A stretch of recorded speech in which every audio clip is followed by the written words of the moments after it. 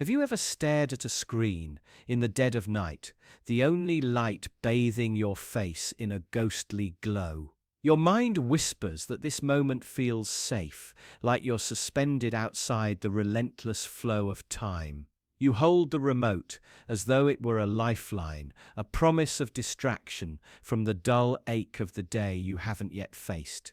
You settle back, convinced this single episode will be harmless.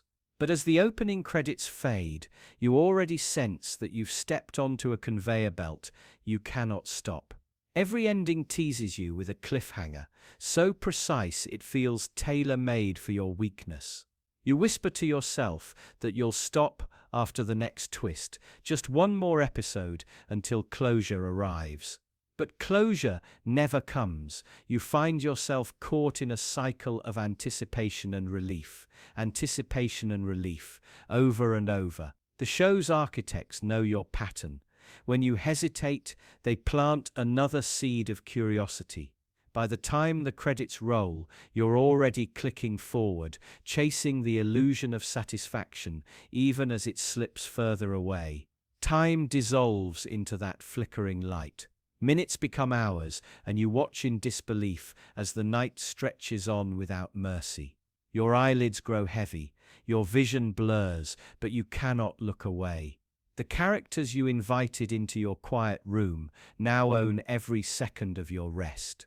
You feel the tug of exhaustion in your bones, yet the threat of missing something vital holds you prisoner. What if the next scene reveals the truth you've been waiting for?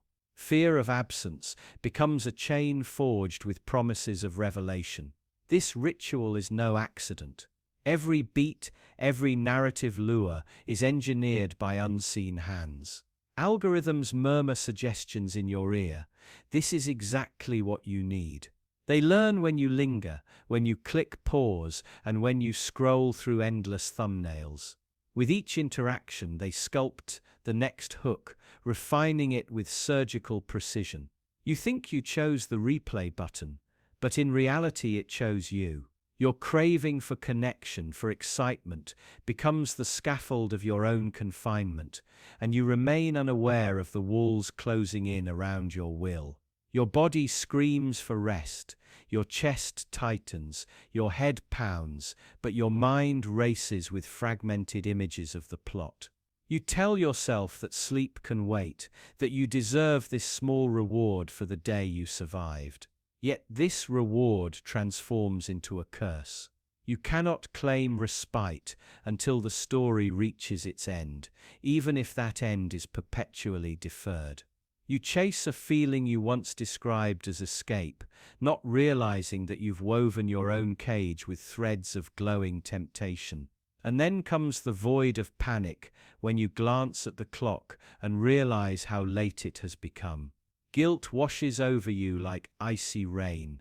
Every moment you gave to the screen is a moment stolen from your own life, from your dreams, from the silence that nourishes your mind.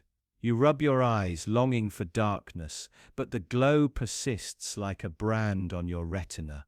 You vow to close your eyes and rest, yet the pulse of the story drags you back as if it were alive, breathing through the pixels. Dawn arrives with an accusatory glare. The sun's rays feel like spotlights discovering a crime. Your limbs resist each movement, weighed down by the hours you traded for illusions. Your mind feels hazy, a film reel stuck in slow motion. You can almost hear a whisper inside you. You knew better than to trade your night for another episode. And still, you will do it again tonight unless you understand the true cost of that choice. Unless you grasp how the promise of just one more hides a deeper manipulation. There is a war waged in the quiet hours, and the battlefield is inside your own head. Every narrative twist is a tactic, every cliffhanger a trap laid in wait. Your desire for escape becomes a weapon turned against you. You think the screen is your companion, but it is your captor. The more you seek comfort, the more it demands your vigilance. Each click feeds the machine that learns to exploit your fears and desires. And so you remain a willing participant in your own undoing, convinced that this time it will end differently. Imagine waking tomorrow with clarity instead of a fogged mind, with the memories of your dreams instead of the backlog of another storyline. Imagine reclaiming the silence that belongs to you alone, the space where true creativity breathes. That possibility flickers at the edge of your consciousness like a distant promise. But to reach it, you must break the spell of just one more. You must choose to stand up, to turn away from the glow, to reclaim the kingdom of rest that awaits beyond the screen. That choice begins with a single act of defiance. But you will hesitate. That small voice in your head will argue that one more episode feels harmless, that the characters beckon with unresolved fates. You'll feel the tug of anticipation so sharp it blurs the lines between reality and fiction. And yet, this is precisely the moment when your choice carries the greatest weight. In that fragile instant, the difference between sinking into exhaustion and rising into restoration is a conscious act. It is a declaration that your mind, not the algorithm, holds the power to decide when the night ends. And when dawn breaks, you'll regret tomorrow. The silence in the room feels heavy, like the space between your thoughts growing wider as the night deepens. You lie motionless beneath the weight of the blanket, aware of every breath and every faint creak of the bed. A small lamp casts a dim halo across the room, making shadows flicker at the edges of your vision. You turn your head and catch the glow of the alarm clock. 1 a.m. You promise yourself this will be the last time you stare at those blinking numbers, but the promise dissolves as soon as it is made. Your mind ignites with the unfinished, the report still half-drafted, the text left unsent, the words of comfort you never spoke. You replay conversations like a broken record, scrutinizing every hesitation, every missed opportunity. You tell yourself you'll fix it tomorrow, but your inner voice counters with sharper questions. What if tomorrow brings new crises? What if the chance slips away? Night feels like a cruel mirror, reflecting all that you have delayed, silencing the small voice that once dared to believe you could do better. As your thoughts spiral, your body responds in kind. Your chest tightens and your breathing shallows, as if worry itself were pressing on your lungs. Cortisol floods your bloodstream, sharpening every edge of fear, making your skin tingle with restless energy. You press your palms against your eyes, hoping to press the noise out, but the hum beneath your skull only intensifies. Every muscle in your neck stiffens. You feel the familiar fatigue of sleeplessness creeping in, a heaviness that both aches and alerts, tearing you between the need to move and the pull of exhaustion. Dark scenarios swirl in the darkness. What if you had called your mother instead of scrolling through pictures? What if you had spoken up when the group dismissed your idea? Even the smallest actions loom large when time mutates into nothingness. These phantom choices become accusers, lining up along the edge of your consciousness, each one pointing a negligent finger. You watch them dance in the periphery, impossible regrets you cannot resolve. And as one phantom fades, another emerges, reminding you that while the night remains, you are hostage to every regret. When the first light of morning seeps in, you awaken as though from a storm. Your head throbs with the residue of midnight guilt, like an invisible migraine of second guesses. The world seems muted, colors dulled by last night's remorse. You drag yourself upright, feeling hollow, as though someone has hollowed you from the inside out. The slightest sound, a distant car horn or a creaking door, feels like a jolt, an echo of your nocturnal anxiety. Coffee feels like a betrayal, promising energy when you sense you might not deserve it. Beneath the exhaustion lies a deeper judge, your moral compass turned tyrant. It whispers that you are lazy, irresponsible, unworthy of rest. You believe sleep is a reward others earn, not you. This beat between wakefulness and slumber becomes a courtroom where your own conscience prosecutes you without mercy. There is no jury to balance the verdict, no advocate to plead your case. You internalize every mistake as if letting go of guilt were an admission of weakness. And so you lie there, battered by your own moral condemnation. As days pile onto sleepless nights, your spirit erodes like wind wearing down stone. Every morning, you feel a fragment of yourself chipped away, leaving you brittle and unmotivated. Goals become distant mountains, scaled by someone else, while you remain stranded in inertia. A creative spark that once ignited easily now barely flickers. Even simple pleasures, sunlight on your skin, the taste of warm bread, feel tainted by the shadow of regret. You wonder if you will ever escape this loop, or if your nights will forever be battlegrounds of guilt. But there is a different route, one that asks you to transfer some of your worry to tomorrow's light. Instead of wrestling with every concern under the blankets, you offer tomorrow a small compromise, a single promise you intend to keep. You acknowledge that the mind is most potent by day, when you have the tools and focus to act. Night is for rest, restoration, not endless debate. When you separate the hours for sleep from the hours for problem solving, you create room for calm amid the darkness. Before you close your eyes, select one manageable task. Send that one message, make that one call, write that one line. Write it on a scrap of paper or in a tiny journal on your nightstand. State it out loud. Tomorrow I will send that message. Then place the note across the room, beyond arm's reach.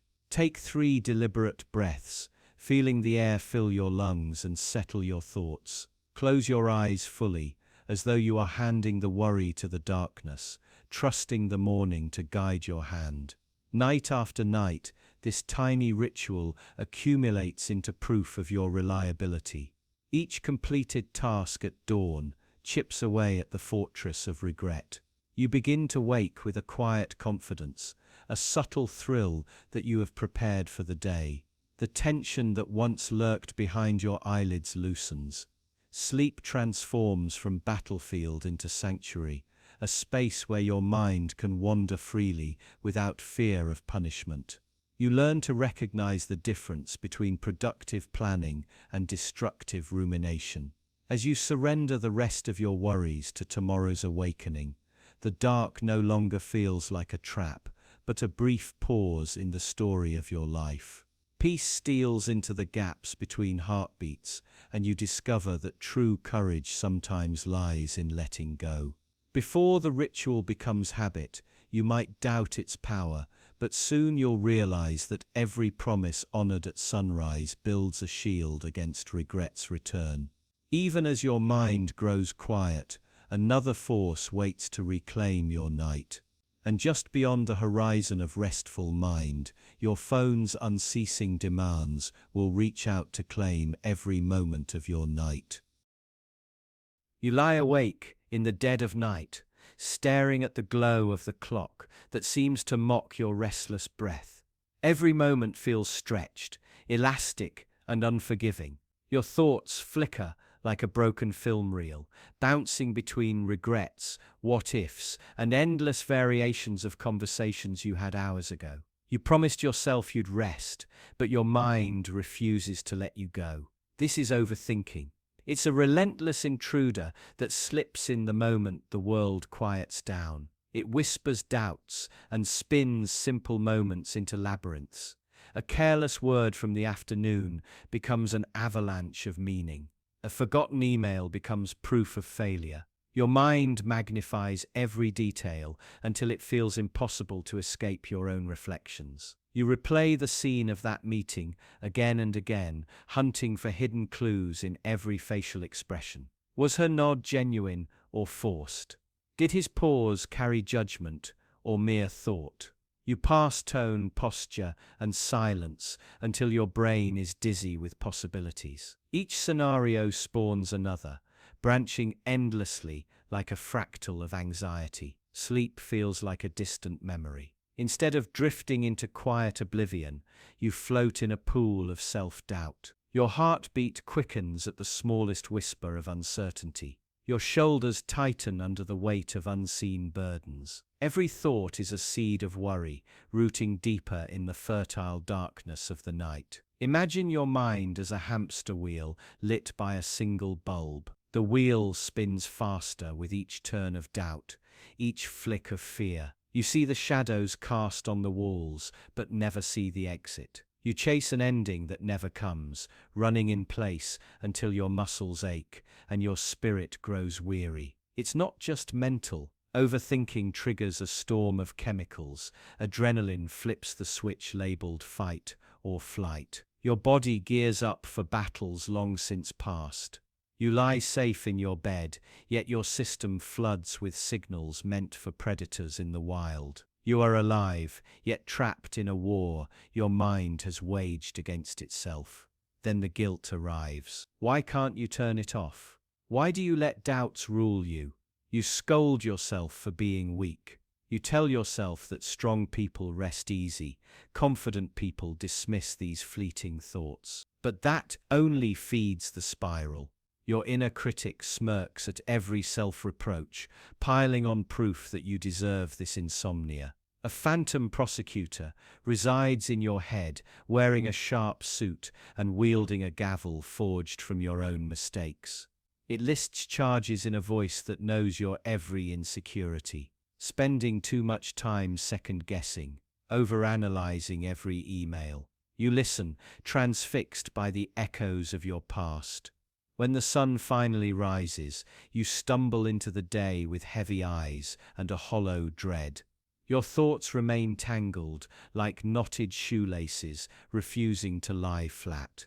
You dread the next challenge, the next message, the next moment you might have to measure your words again.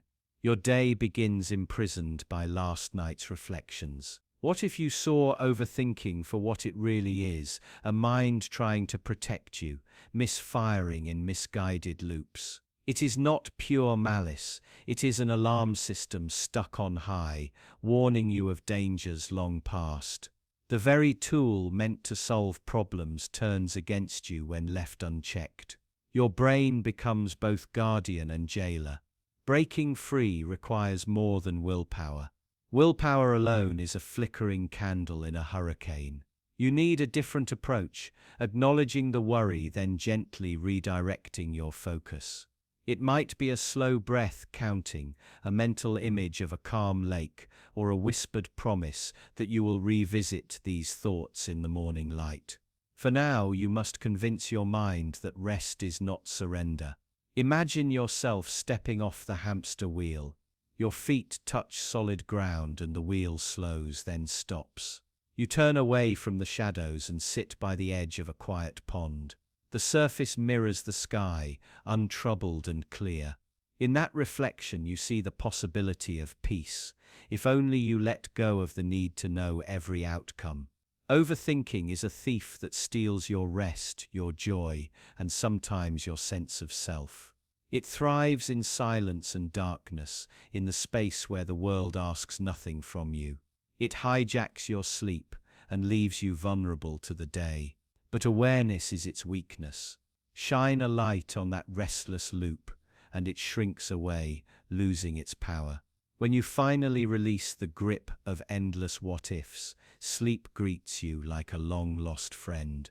Your breath settles into even waves. Your mind pauses its frantic editing. In that moment of surrender, you reclaim not just rest, but the quiet strength that comes from trusting yourself. What happens when you wake from that calm, knowing you survived the night without surrendering to every anxious whisper? You begin to see that overthinking is not who you are, but a habit you can learn to tame.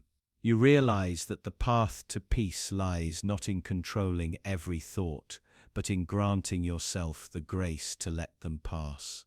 And yet, what if every sleepless thought is merely echoing your unspoken need for someone to tell you it's okay? Have you ever lain awake in darkness, your thoughts racing as if chasing a phantom threat? Every memory, every conversation comes alive with what ifs. You recall that remark you made at lunch. Imagine how it sounded. Twist it until it feels like a confession of failure. You mull over decisions you made long ago, as though a single choice could unravel your entire future. In that moment, you realize sleep has abandoned you, not because of noise or light, but because doubt has claimed your mind.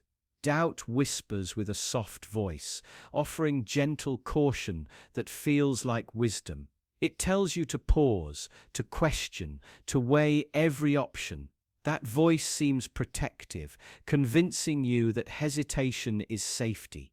But hesitation can become a cage. Each moment you halt, you build a wall of uncertainty that separates you from movement, from possibility, from living. Doubt is velvet on your skin and steel on your soul, wrapping you so tightly you forget there was once room to breathe. You didn't inherit doubt alone. It arrived by way of every passing comment, every glowing screen, every headline predicting disaster. Social media amplifies every fear. A friend's offhand joke feels like a personal indictment. A stranger's success press release feels like a warning. You internalize the collective anxiety of 1,000 strangers until their fears drown out your own voice. You live in a hall of mirrors, reflecting the worst opinions of everyone else, never trusting what you see. At first, doubt seemed like a tool, a guardrail to keep you from harm. Over time, it morphed into your identity. You introduce yourself as someone who thinks things through, who never leaps without looking.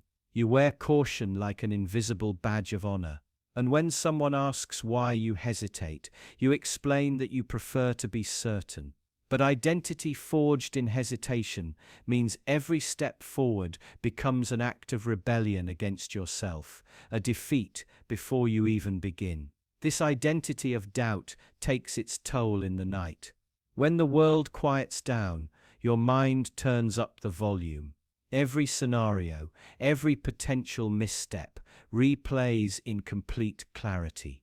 You run through dialogues you never had, craft responses to criticisms that never came, draft apologies for choices you never made. With each imagined scene you collect more reasons to doubt. Sleep dissolves into a tedious marathon of what-ifs, where victory is simply not collapsing into despair. Breaking free from doubt feels impossible when it has shaped your every thought. But freedom begins with curiosity rather than confrontation. Instead of trying to silence those whispers, lean in. Ask each doubt what it really fears. Name the worst-case scenario and hold it up to the light. Notice how it shrinks when examined closely. Recognize that doubt thrives in shadows. By illuminating its lies, you rob it of power and discover that many fears were figments born from neglect. You can practice stepping forward in tiny ways. Make a choice so small that doubt barely notices. Choose a different route home. Send a message you've drafted 100 times. Write a single sentence in a journal. Each act is a vote against uncertainty. Each tiny victory is a spark that reminds you of life beyond hesitation. Over time, those sparks become a fire, warming the cold places where doubt once reigned and lighting a path toward confidence. Clinging to doubt feels like self-preservation, but it is self-betrayal. You trade the thrill of possibility for the illusion of protection. You sacrifice moments you'll never get back. You give away your power to a voice that demands nothing and gives nothing in return. And in the silence between heartbeats, you realize the real thief was doubt itself, slowly siphoning away your courage until you could no longer see the choice to fight. Inside your skull, a storm rages, fueled by anxious thoughts circling like ravenous birds. These neural currents have learned to feed on fear, amplifying every whisper into a gale. Each time you dwell on uncertainty, you pour more fuel onto the fire. But storms cannot rage forever without something to break them. All it takes is a pause, a moment of clarity, to clear the skies and remind you that even the fiercest tempest exists only in your mind. Regret is the shadow doubt casts behind every action not taken. You carry it with you, heavy as lead, a constant reminder of all the roads you refuse to travel. With regret in tow, you build a wall between yourself and the unknown, brick by brick of what might have been. Yet regret itself teaches you that life's richness lies beyond the barrier. If you listen, its weight can become the catalyst that propels you forward rather than holding you back. Picture yourself greeting the dawn, not with dread, but with an open chest and a clear mind. Morning light will not show you every detail of the path ahead, but it will reveal that darkness does not last. You will see footprints you dared to make, small imprints that testify to your growing courage. And in that glow you will understand that doubt, like night, is simply one phase of many, and you have the power to step into the next. The brain is a circuit board, capable of rewiring itself with every new decision. When you choose action over hesitation, you reprogram those old neural pathways. Doubt loses its familiar route and struggles to take hold. Each choice is a line of code rewriting your story. Say to yourself, "I will act," and watch as the outdated instructions of fear are replaced with the language of possibility. Your mind becomes a tool for creation rather than a prison of hesitation. In reclaiming your nights from doubt, you reclaim your life. You free the hours meant for dreams from the grip of fear. You rediscover the thrill of uncertainty as the birthplace of every new adventure. Doubt no longer feels like an unbroken chain, but like a challenge overcome. And when you look back, you will see that every tentative step became a testament to your courage. Next, you'll discover why the mind you trust the least may be the only one standing by your side when every other voice fades. You lie awake in the dark, smartphone clutched in your hand like a lifeline. The glow of the screen paints your face pale. You tell yourself it's harmless, just one last check. But every time you look, promises of connection, news, distraction, dance across your retina, stirring something restless in your brain. You feel the pull, the gentle tug that whispers, "Don't put it down. Not yet. Sleep can wait. Not yet. Not yet." From the moment you wake until you drift again, notifications infiltrate every corner of your day. The ping here, a vibration there, each one a tiny shock, jolting your attention away from the world around you. You become a hostage to these signals, your mind leashed to 1,000 imperceptible alarms. Each message feels urgent, critical, life or death. You convince yourself you must respond at once, that missing a text equals missing your chance at connection, validation, or meaning. So you keep checking. It's not about information, it's a loop of anticipation and reward. Every swipe, every tap yields a fresh fragment of dopamine coursing through your veins. A like, a comment, a headline that thrills for a moment, then vanishes into the void. Sometimes you find meaning, often you find emptiness. But the brain doesn't mind, it just craves that next hit like a phantom itch that must be scratched. You're trapped in a cycle you never signed up for, but one you can't break. Your mind begins to fragment under the weight of constant stimuli. You think you're in control when you set limits, but then a notification bell rings and your resolve melts away. You feel scarce, as if each ping is a vanishing chance slipping through your fingers. Social proof presses in. Everyone else seems engaged, entertained, enlightened. You fear being left behind, replaced, forgotten. So you scroll. You refresh. And scroll again, chasing an illusion that ensures you never truly arrive anywhere. Meanwhile, your body wages war on your intent to rest. Blue light suppresses the signals that would tell your brain it's time to sleep. Your heart pounds in silent panic when an email notification lights up the screen. Every alert feels like a call to action in the dead of night. Adrenaline surges through your veins.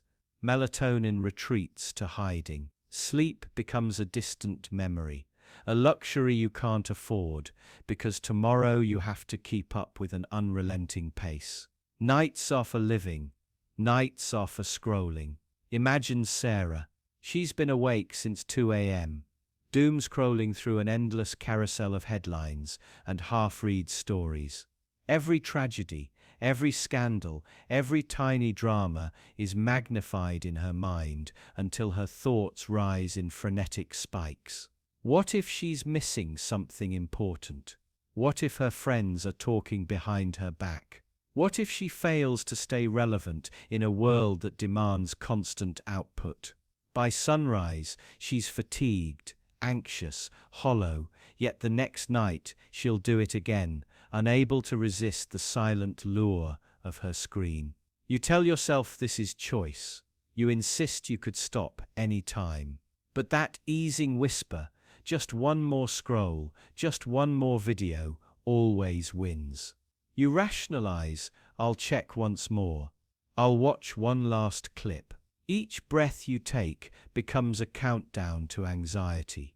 But you never want to face the silence that follows. The moment the screen goes dark, you'd have to reckon with your own thoughts, unfiltered and unblinking.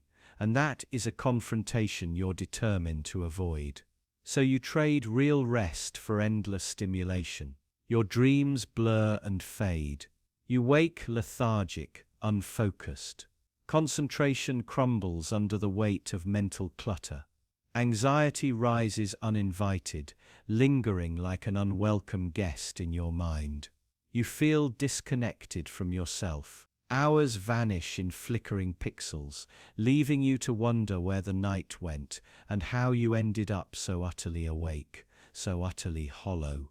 Each morning you greet yourself like a stranger, the night's promises lost to a restless haze. But here's the trap you never saw. Your phone is a surrender to your own fear. Fear of missing out. Fear of irrelevance. Fear of silence.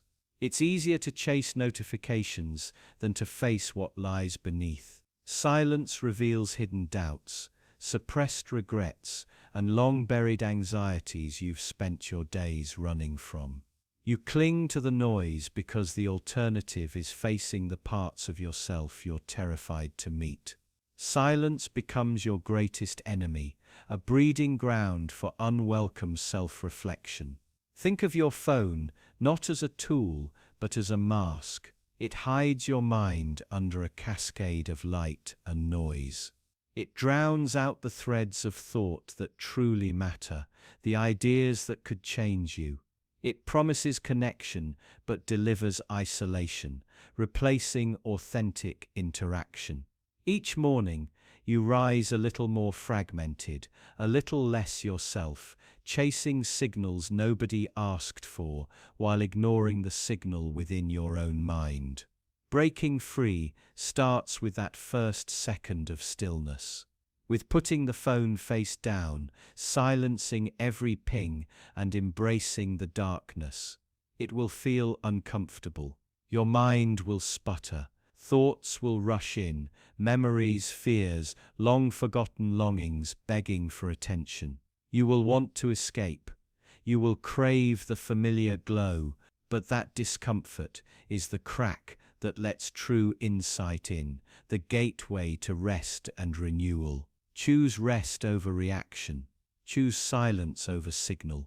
Dare to reclaim your night from the endless pull of digital noise. Once you stop chasing the next notification, you may discover rest, clarity, even creativity unfold in the darkness. But rest is earned, not given. It demands courage to face the silence you fled. Only then can you unlock the peace that lies on the other side of the glow. But when the glow vanishes and your phone finally rests, will you welcome the peace or tremble at the stillness?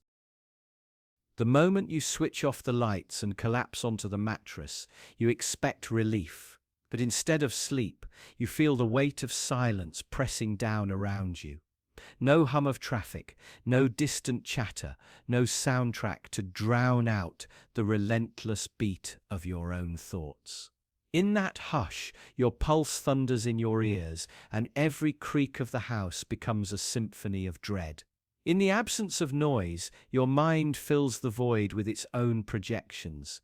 Memories you thought forgotten resurface, like specters in the dark.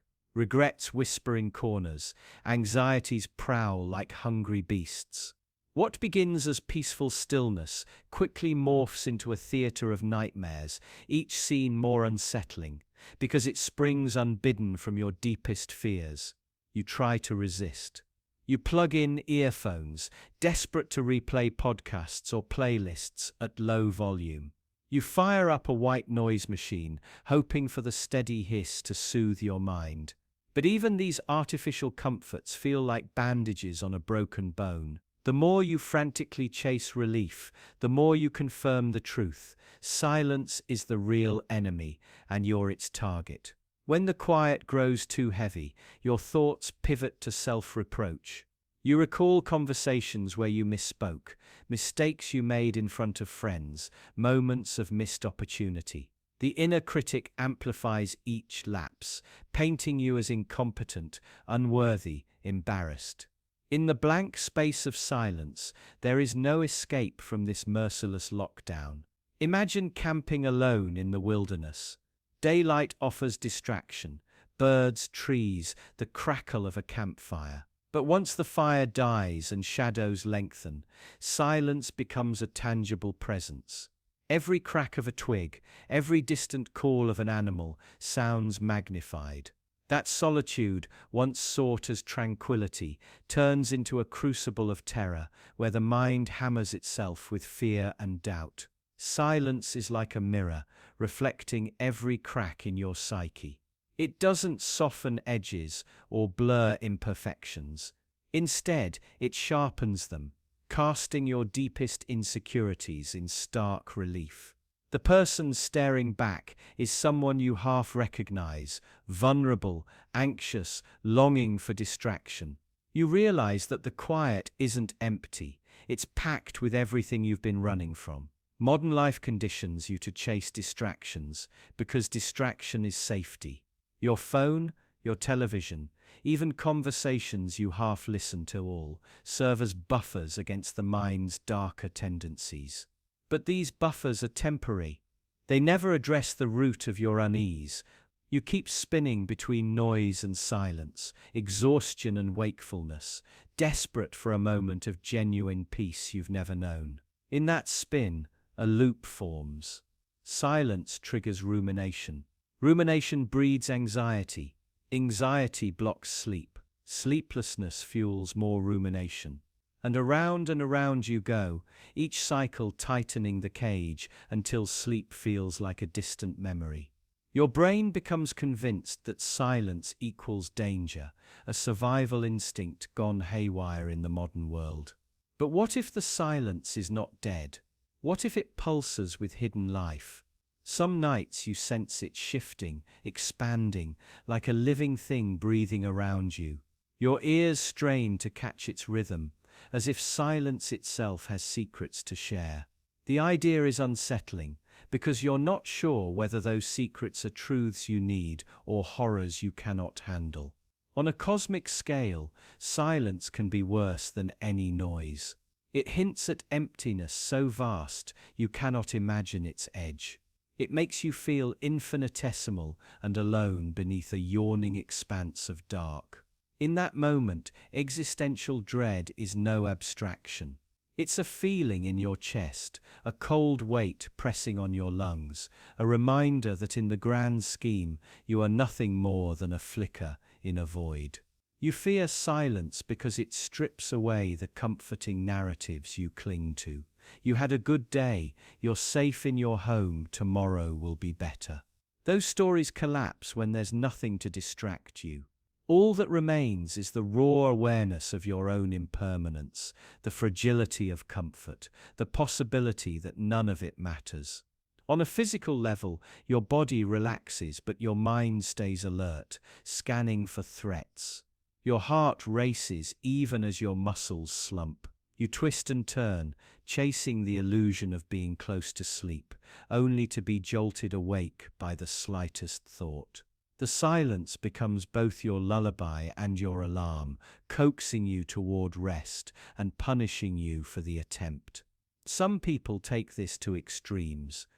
They leave a light on, play late-night television, talk into the darkness, all just to avoid the oppressive hush. Others pop pills or turn to alcohol, hoping to numb their awareness until unconsciousness falls. They trade one trap for another, exchanging silence for sedation, neither of which brings lasting peace. At its core, your battle with silence is a battle with yourself. It's the confrontation you avoid all day, the moment when thoughts you suppress finally demand to be heard. You fear what you might discover, self-doubt, regret, shame, but the silence will force it out whether you like it or not. It exposes the unvarnished self without apology or mercy. In the end, silence isn't golden. It's a merciless spotlight, revealing every fracture in your identity. It unmasks your fears and demands that you face them, whether you're ready or not. Seeking comfort in noise only delays the reckoning. The real challenge lies in learning to sit with the silence, to let it speak without fear, because otherwise you remain its prisoner. But as soon as the quiet finally overtakes you, brace yourself, your mind races on. Have you ever lain in bed, staring at the ceiling, heart hammering as the world around you drifts into peaceful slumber? You close your eyes, willing the darkness to swallow you, but instead your thoughts explode in a riot of whispers and questions. Every worry you shoved aside during the day comes charging back, refusing to fade. Your mind races on, like a river bursting its banks, flooding every corner of your awareness. You try to catch a single thread, one quiet thought to follow to calm waters, but each strand unravels into 1,000 more. Regrets from yesterday swirl around you. Fears for tomorrow stalk you in the shadows. Half-formed plans, old arguments, random memories, each one a pebble thrown into a pond, rippling endlessly until the surface is too chaotic to rest. It feels as if a hamster wheel has been strapped to your skull, spinning faster with every breath. You can almost hear the squeak of the cage, the relentless click as the wheel turns, trapping you in a circuit you can't escape. You tell yourself to slow down, to breathe, to relax, but that only amps up the anxiety. Because in that moment of forced calm, you realize you're failing. Your mind seizes on the failure, and suddenly the race is not just about peace, it's about survival. The walls close in, and the wheel spins faster. Why does this happen? You're wired for vigilance. Back when danger lurked in every corner, your ancestors needed this restless vigilance to survive. Their minds hunted for threats under starlit skies, scanning shadows for predators. Now the threats are mostly imaginary. Emails unanswered, bills looming, relationships fraying, but your brain can't tell the difference between a woolly mammoth and a missed deadline. It flips the emergency switch, flooding your body with adrenaline while you lie still, helpless. At 2 a.m., every creak in the house becomes a chorus of alarms. That harmless gust rattling the window sounds like an intruder. Your heart believes catastrophe is imminent, and that belief fuels more thoughts. What if the roof collapses? What if the phone rings with terrible news? What if you never sleep again? And just like that, you're hurtling through a tunnel of worst-case scenarios, each darker than the last. This trap feeds on uncertainty. You don't know when relief will come, so you chase it obsessively. You count the hours left until morning, but counting only gives your brain more numbers to twist into looming deadlines and ticking bombs.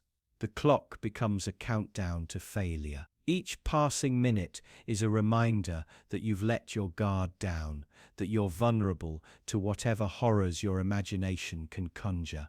And then comes the cruelest twist. The more you fight, the more you feed the race. Trying to force sleep is like shouting at the ocean to stop its waves. It only stirs the tide higher. You might roll onto your side, close your eyes tighter, repeat a calming mantra, but every attempt to wrestle control back only hands it to the race, as if you challenged it to a duel and lost before the fight began. You glance at your phone for the 10th time, each look a spark to inflame the loop. You tell yourself, I can't do this, and instantly your mind zeroes in on that thought. You can't do this, like a spotlight illuminating your weakness. The race gathers momentum around your doubt, accelerating until exhaustion is the only victory it will concede. And when your body finally collapses from fatigue, there's no triumph in sleep, only a shallow surrender that feels like defeat. But here's what you haven't noticed. Every thought racing through your mind is a fragment of your own story. They're echoes of your fears, the residue of your ambitions, footprints of your past. This marathon of thought is less about tomorrow's dangers and more about the narrative you carry. It's the script you've written for yourself, scene by frantic scene, running toward an undefined finish line you've never reached. Imagine stepping off the wheel. Imagine pausing the river's flow, letting the water settle, and seeing the clear stones at the bottom. What stories lie there? What truths buried beneath the roar? Your mind isn't your enemy, it's simply overdriven, craving meaning in the dark, hunting answers that by dawn will seem trivial. But in the night, trivial feels catastrophic. Recognizing the pattern doesn't magically stop the race, but it changes the game. Once you see that the wheel is one you helped build, you might wonder why you keep running. Maybe you're chasing answers that don't exist. Maybe you're rehearsing disasters that never arrive. Or maybe you're clinging to control in moments when control is an illusion. Awareness alone won't lull you to sleep, but it cracks open a door. You might catch a breath between thoughts. You might notice the tension in your jaw, the tight knot in your chest, and in that space, a breath, a slackened muscle, you find the smallest glimpse of peace. Not because the race stops, but because you begin to see it clearly for what it is, a trick your own mind is playing, spinning you in circles so you never rest.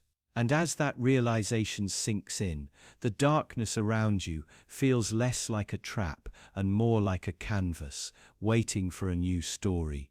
Your breaths become slower, your eyelids heavier, not because you forced them, but because you allowed them. You might drift into sleep, not in spite of your racing mind, but alongside it, holding its hand instead of wrestling it into submission.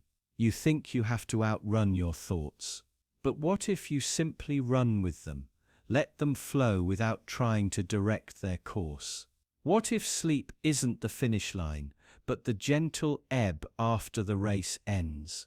What if rest arrives not when you stop thinking, but when you stop resisting the very thing that defines you?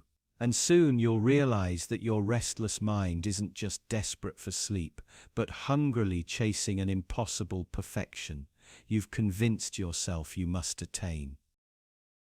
You lie awake again, heart pounding, as the day's failures replay in your mind like a relentless reel. The message you sent with a typo, the awkward pause you can't forget, the misaligned picture frame on the wall accusing you. You fluff your pillow and smooth the sheet, convinced that adjusting your physical world might erase those internal stumbles. You tell yourself it's discipline. You tell yourself it's harmless. But when shadows lengthen, the obsessive quest becomes a silent tyrant, siphoning solace with every thought. What if no level of flawlessness can quiet the noise within? Each night becomes a mirror for your own high standards, reflecting back every flaw. When you finally close your eyes, the darkness transforms into a carnival of distorted mirrors. Each reflection twists your self-image into a gnarled caricature. The crease on your brow turns to a canyon. A slight misstep in conversation looms like an abyss. Your own thoughts echo as condemnations.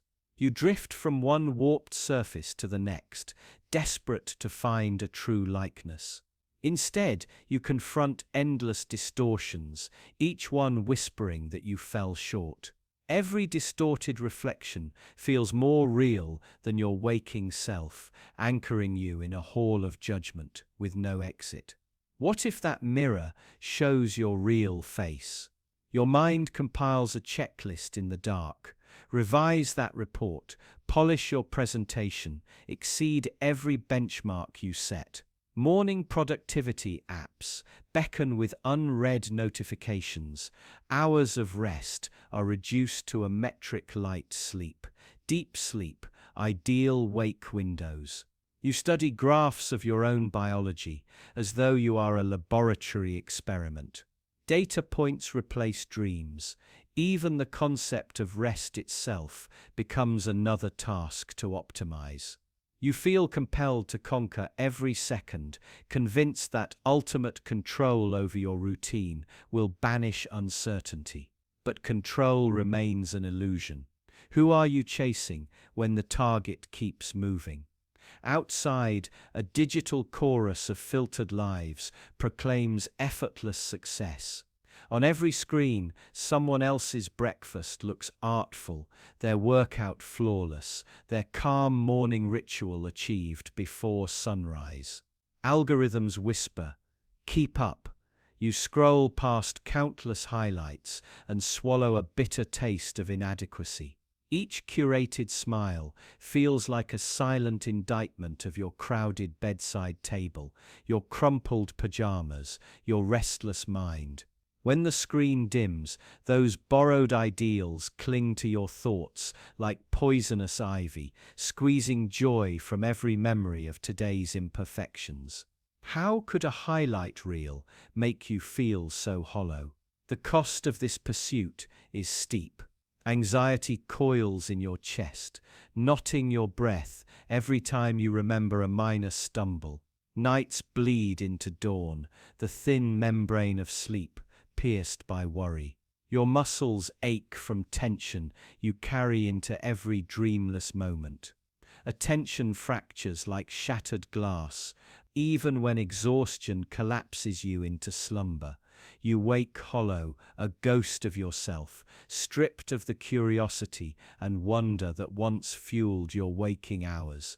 Yet still you press on, convinced that if you stop chasing you will vanish. But to what end? Each small victory births a sharper standard. One finished task demands two more.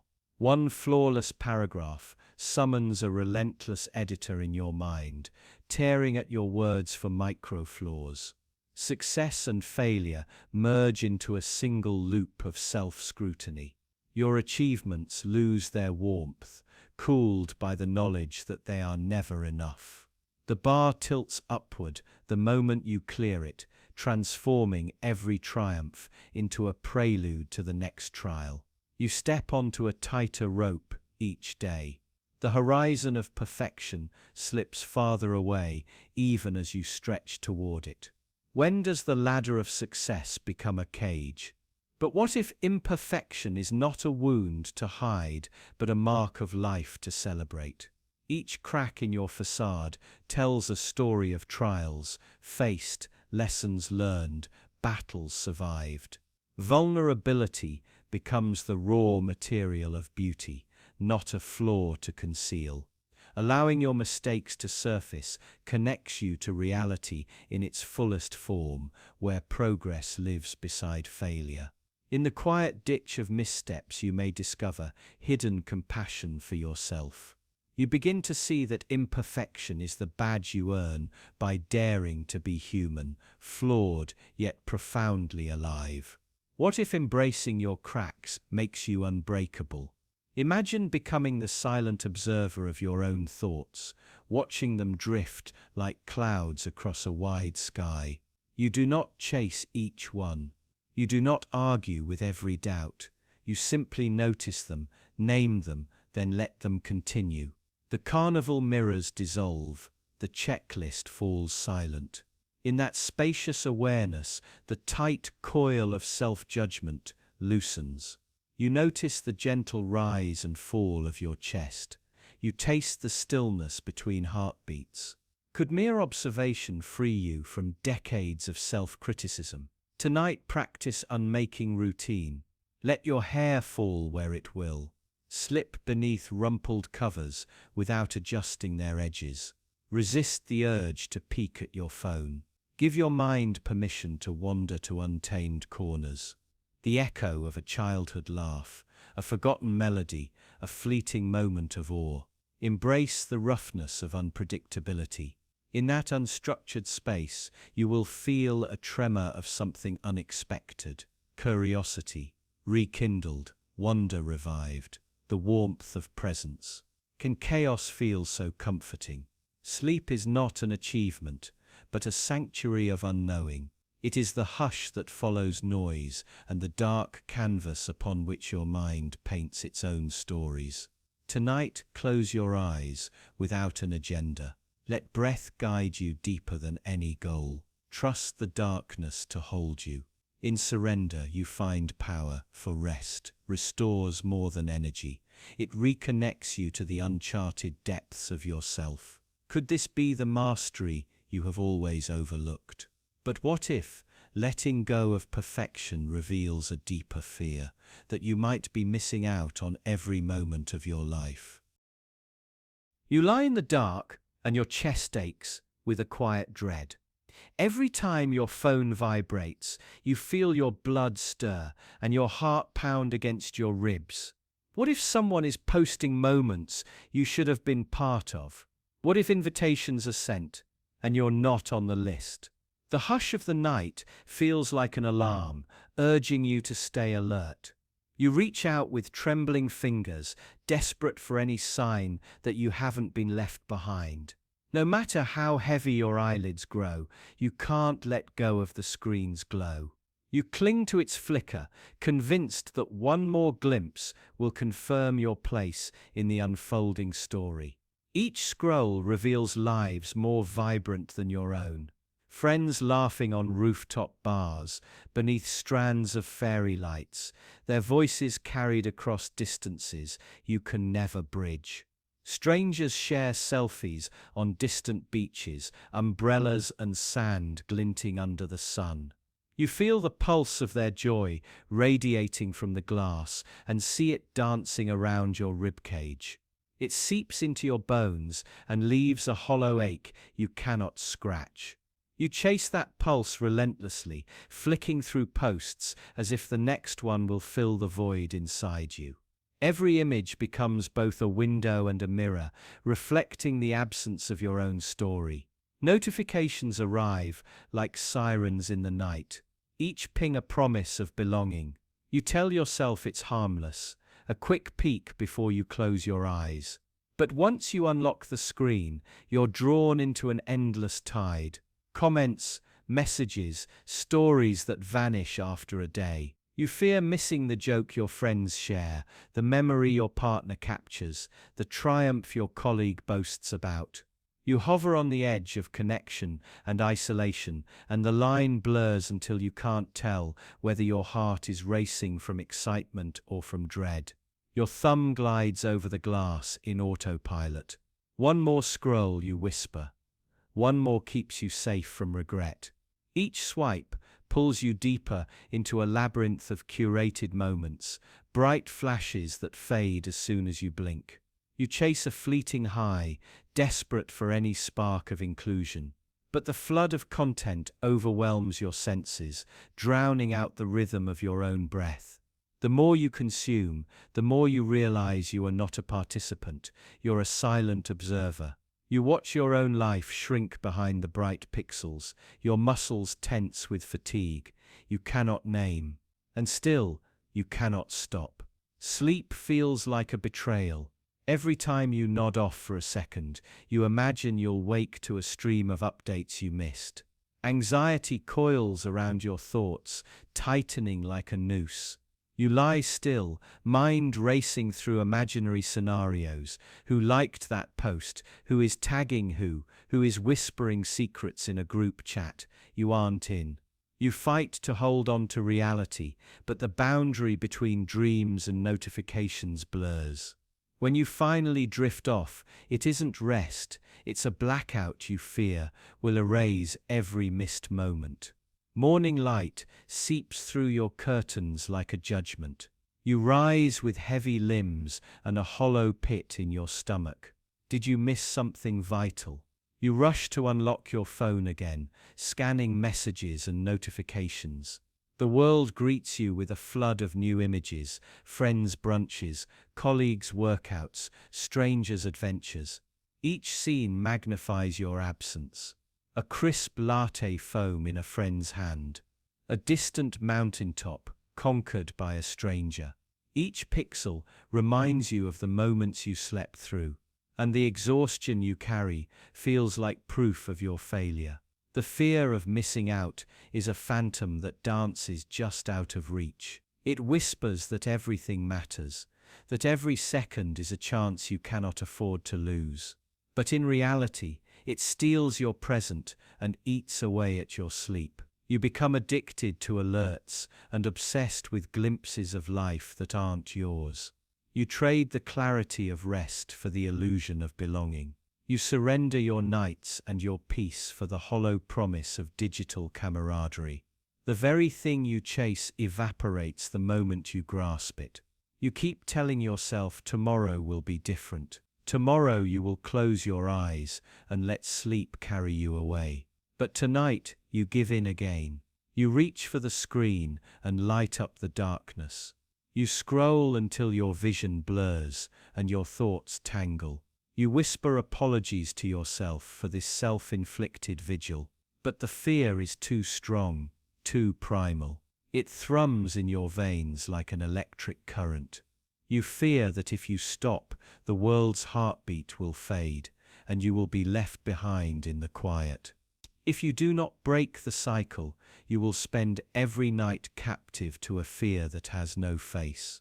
You will trade dreams for dopamine spikes, rest for reassurance. You will wake each morning with a craving so urgent it poisons every thought. You will believe that every moment of silence is a canvas waiting for regret to paint itself. Until you realize that the invitation you truly need is not a notification, but the one you give yourself. The invitation to rest, the invitation to step away, the invitation to sleep, without fear of missing out on a world you cannot pause. Soon you'll discover how that same restless mind makes you doubt even the dreams you dare to dream. You lie in the half-light between wakefulness and sleep, your mind racing through a collage of half-remembered images. You reach out for comfort, but find only shadows and questions. What if your dreams are meaningless? What if they're just desperate pleas from deep inside you, pleas you're too afraid to answer? In this fragile space, doubt creeps in like a thief, stealing the spark of hope before dawn can even break. You doubt the glorious vision your heart once embraced. You doubt the promise that lies hidden in every restless night. And in that moment, your dreams become the heaviest burdens you carry. A dream can be a seed of possibility, vivid, colorful, alive. You feel its pulse in your chest, like a distant drum calling you forward. But doubt weeds the soul, whispering poisonous truths. You're not talented enough, not deserving, not brave enough. It twists every vibrant detail into a dark caricature. That dazzling sunrise in your mind's eye turns into an ominous horizon, threatening to swallow you whole. You shrink away, convinced that your visions were never yours to hold. The very images that should guide you become proof that you've already failed. Your mind erects a gallery of mirrors, reflecting back every insecurity you've ever carried. In one, you see the child who was told, "Dreams are for fools." In another, the echo of friends who laughed at your ambition. Each reflection distorts your aspirations into grotesque illusions. They loom over you like silent judges as you drift towards sleep. And while your body surrenders to rest, your spirit remains shackled by those silent whispers. You doubt your dreams because you have allowed every doubt you ever heard to settle like dust in your bones. When you close your eyes, nightmares of failure become relentless replay loops. You ascend a crumbling staircase toward a platform that dissolves beneath your feet. You raise your voice to speak, but the words dissolve into static. You run towards something you cannot see, only to find yourself trapped in an empty room with no exit. These nocturnal scenes train your brain to fear dreaming itself. Night after night, your subconscious builds a labyrinth of panic that churns and churns until the idea of dreaming feels more dangerous than living without a dream. Morning brings no relief. The sunlight that should chase away fear filters through blinds like prison bars. You push aside the blankets, promising yourself you'll try again tomorrow. But tomorrow arrives with its own familiar ache. You hesitate before the mirror, as if asking permission to step into your own life. You doubt every step, every plan, every heartbeat. And so you remain still, anchored in the shallows of safe existence, unwilling to dive into the depths of what you truly desire. You doubt your dreams because you have convinced yourself that safety is the only guarantee. Why does doubt feel so real, so authoritative? Because it wears the cloak of realism. It speaks in the voice of experience, reminding you of every time you stumbled, every moment you felt unworthy. It convinces you that dreaming is indulgence, a luxury you can no longer afford. And so you bargain. You swap your wild visions for small comforts. A routine you can remember, a schedule you can manage. You trade possibility for predictability until your life becomes a series of bullet points, each one checked off, but none of them alive. And yet, even in the tight grip of doubt, there is a tremor of truth you cannot fully silence. You remember the thrill of imagining a different life. You recall the taste of wonder when you allowed yourself to believe in something impossible. That memory flickers like a candle in a windstorm. Doubt may try to snuff it out, but the flame lingers, stubborn and defiant. Every time doubt grabs hold, that small glow fights back, reminding you that your dreams exist because you imagined them, because your spirit demanded them. Doubt will always return, circling you like hungry wolves. But you have a choice to feed their hunger or starve their lies. You can acknowledge the fear without surrendering to it. You can hold your dream close, shielded by the same hands that once trembled with uncertainty. You can look at your vision and say, "I may doubt you, but I will not abandon you." For dreams are not fragile, they are forged in the fires of doubt and emerge stronger for having faced you. Soon you'll discover how the ghosts of yesterday steal the blame for every choice you didn't dare to make. You tell yourself you're just tired, that if you could go to bed a little earlier, sleep a little longer, your mind would quiet down. But it doesn't, because your sleeplessness isn't coming from the day ahead. It's coming from the day behind. Lying in the dark, staring at the ceiling, your thoughts reach backward like vines twisting toward a wound. You replay the conversation you mishandled, the opportunity you missed, the silence you mistook for strength. You think about the version of you from earlier today, the one who should have spoken up, should have tried harder, should have known better. You blame yesterday. It's a subtle reflex, quiet, automatic, but it digs in deep. You dissect every choice, every hesitation, every moment you failed to be who you meant to be. Not because you enjoy the pain, but because it feels like control. If you can find the exact moment you messed up, maybe you can fix it. Maybe you can make tomorrow safer by punishing the version of you that got it wrong. It's self-inquisition disguised as self-improvement. You become both the witness and the executioner, sentencing yourself to a sleepless night of mental replays and whispered regrets, as if thinking about it hard enough could rewind time, as if shame could erase consequence. But here's the thing, your brain is lying to you, not in the content. Maybe you did screw up, but in the illusion that this ritual of blame serves a purpose, that it leads to clarity. It doesn't. It leads to paralysis. The more you analyze, the less you understand. The memories blur, the motives twist. You second guess not just your decisions, but your character. Were you kind or just weak? Were you honest or just scared? Eventually, it's not about what happened, it's about who you believe yourself to be. And the verdict is never gentle. This isn't reflection. This is psychological flagellation. And the worst part, it feels like virtue, as if the pain is proof that you care, as if sleeplessness is the price of having a conscience. But it's not. It's a trap. One designed to keep you looking backward so you never move forward. You think you're processing. You're not. You're reliving. And every time you do, you reinforce the idea that your past defines your future, that your worst moments are the most honest version of you, that you're only as good as your last failure. And that's the most dangerous lie of all, because it locks you in a cycle.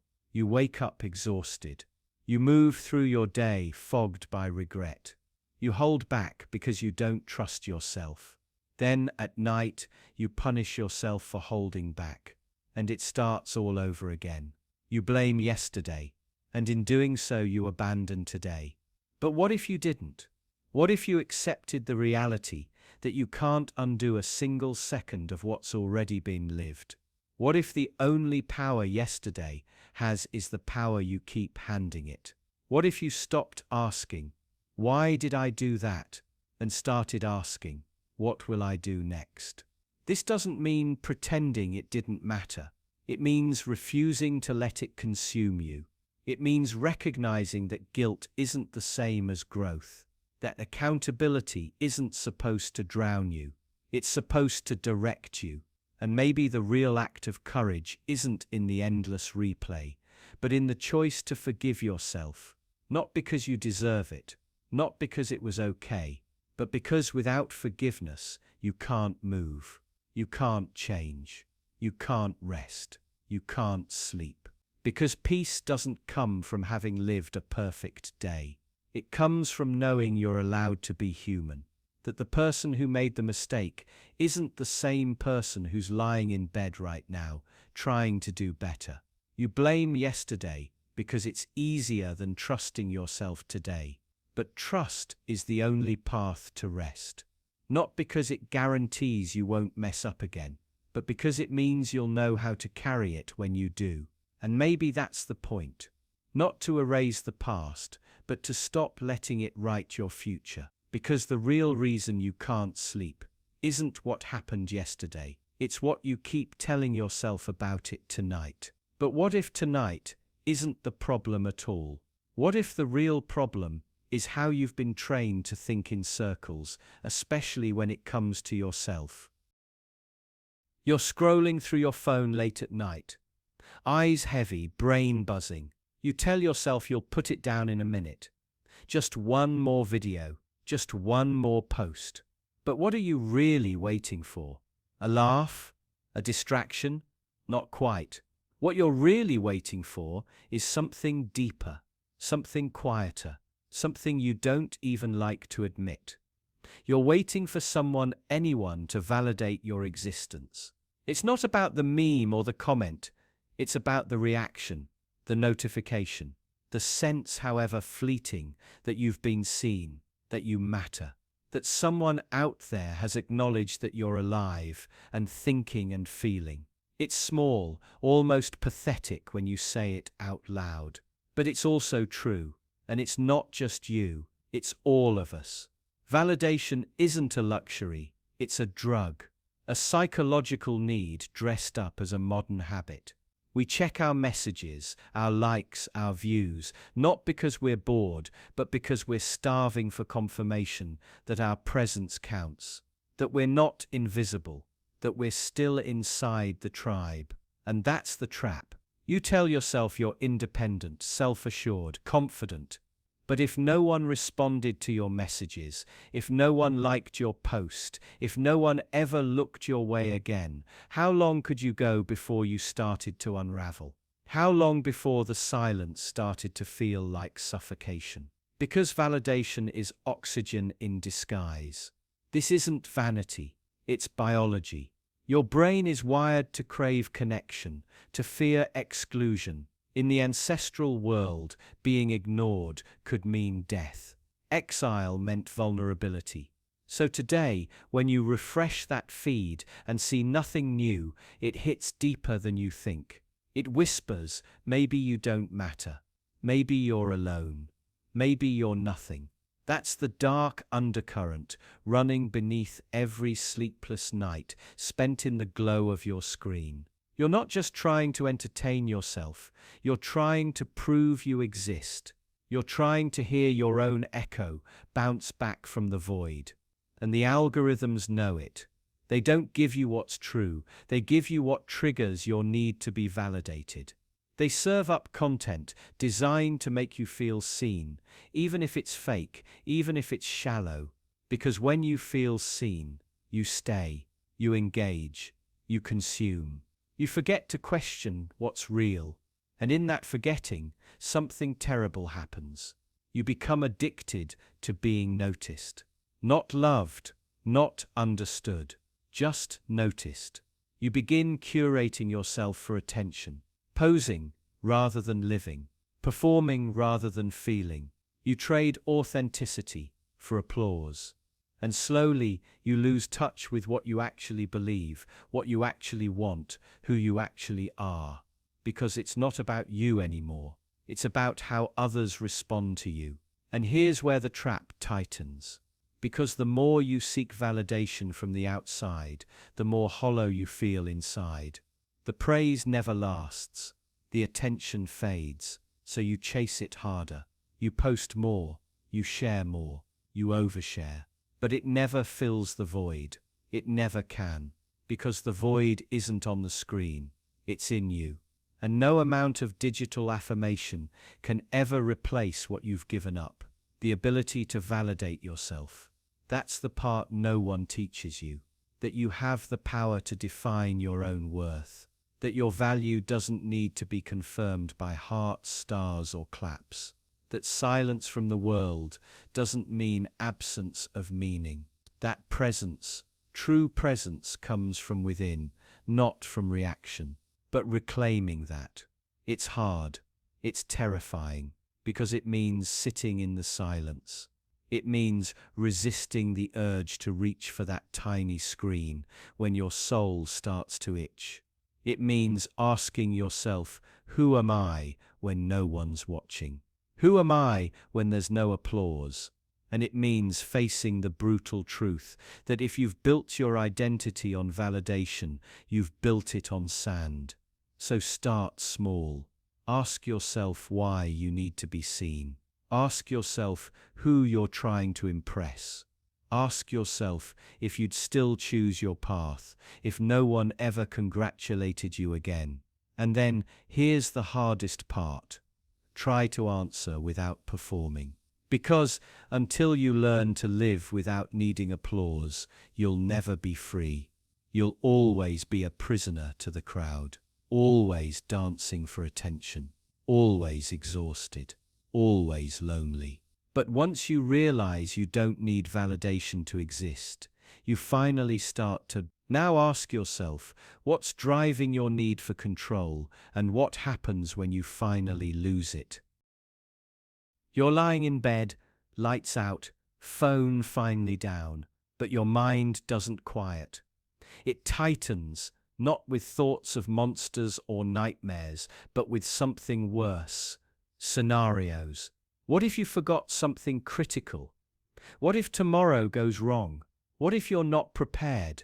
You scan through your day like a detective at a crime scene, not to reflect, but to regain control, because control to you is safety. But here's the twist. You never really had it. The urge to control isn't about power, it's about fear.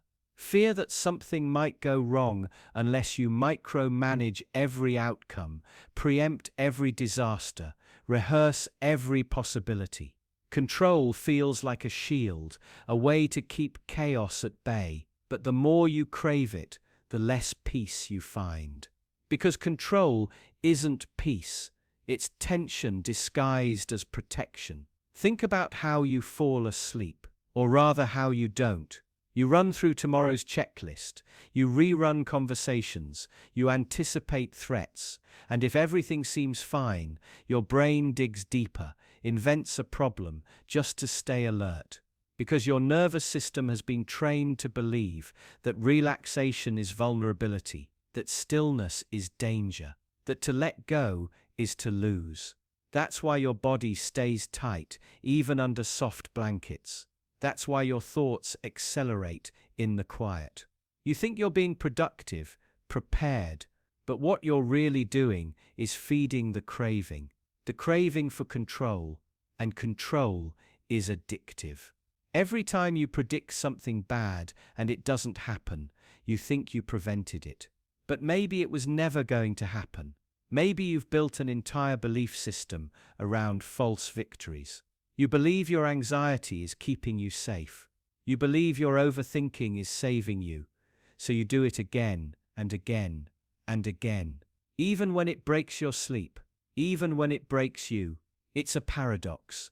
The more you try to control, the more out of control you feel.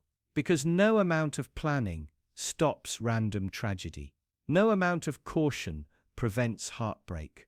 No amount of mental rehearsal prepares you for the raw, unfiltered mess of life. But the craving doesn't care. It whispers, just one more thought. Just one more fix. Like a gambler pulling a lever again and again, hoping for certainty in a game designed to be unpredictable. Control gives you the illusion of mastery over a world that never gave you guarantees. It's the security blanket of the adult mind. But like all illusions, it demands sacrifice. And what you sacrifice is sleep, peace, presence. The very things you crave most. Ask yourself, when was the last time you truly let go? Not gave up. Let go. Let the moment be what it was without trying to script it. Can you even remember? Most people can't. Because somewhere along the way, we confused control with competence. We started to believe that calm comes from planning, not from trust. But control doesn't calm your mind. It just exhausts it. You lie there, heart racing at the possibility of losing something you never even had in the first place. You think if you just keep thinking, if you just keep gripping, you can hold everything together. But you can't. No one can. And that's the secret. Life is chaos wrapped in patterns. Patterns you can influence, but never command. And deep down you know this. That's why you're tired. That's why you can't rest. You're wrestling with reality and calling it preparation. You're trying to hold the ocean in a jar, and every drop that spills feels like failure. But it's not. It's just life. Messy, unpredictable, uncontrollable. The real question isn't how to gain more control. It's how to live without needing it so much. So tonight, what if you didn't grip so hard? What if you let one thought pass without chasing it? What if you told yourself, it's okay not to know? That might be the first honest moment your mind's had in days. Because real strength isn't controlling everything. It's being okay when you can't. And if that still feels terrifying, just wait. The next part goes even deeper. What if the real fear keeping you up is the fear of being alone? You're not afraid of solitude. Not really. You're afraid of what emerges when the noise fades and there's nothing left to distract you from yourself. No notifications, no voices, no schedules, just you, alone. And that's when the real monster shows up. Because being alone isn't just physical, it's psychological. It's a spotlight turned inward, exposing everything you've tried to suppress, the unfinished thoughts, the regret, the questions with no answers. You fear being alone because in the silence, your internal narrator gets louder, and you can't mute it. You can't escape the commentary. You are the commentary. Most people don't realize how much of their identity is borrowed. You're a patchwork of other people's opinions, expectations, and validations. Friends define your value. Work defines your worth. Social media defines your image. Strip all of that away, and what's left? A ghost with no reflection. An outline with no form, so you avoid it. You overbook your calendar. You fill your ears with podcasts, your eyes with screens, your hours with content. You scroll not to be entertained, but to be occupied.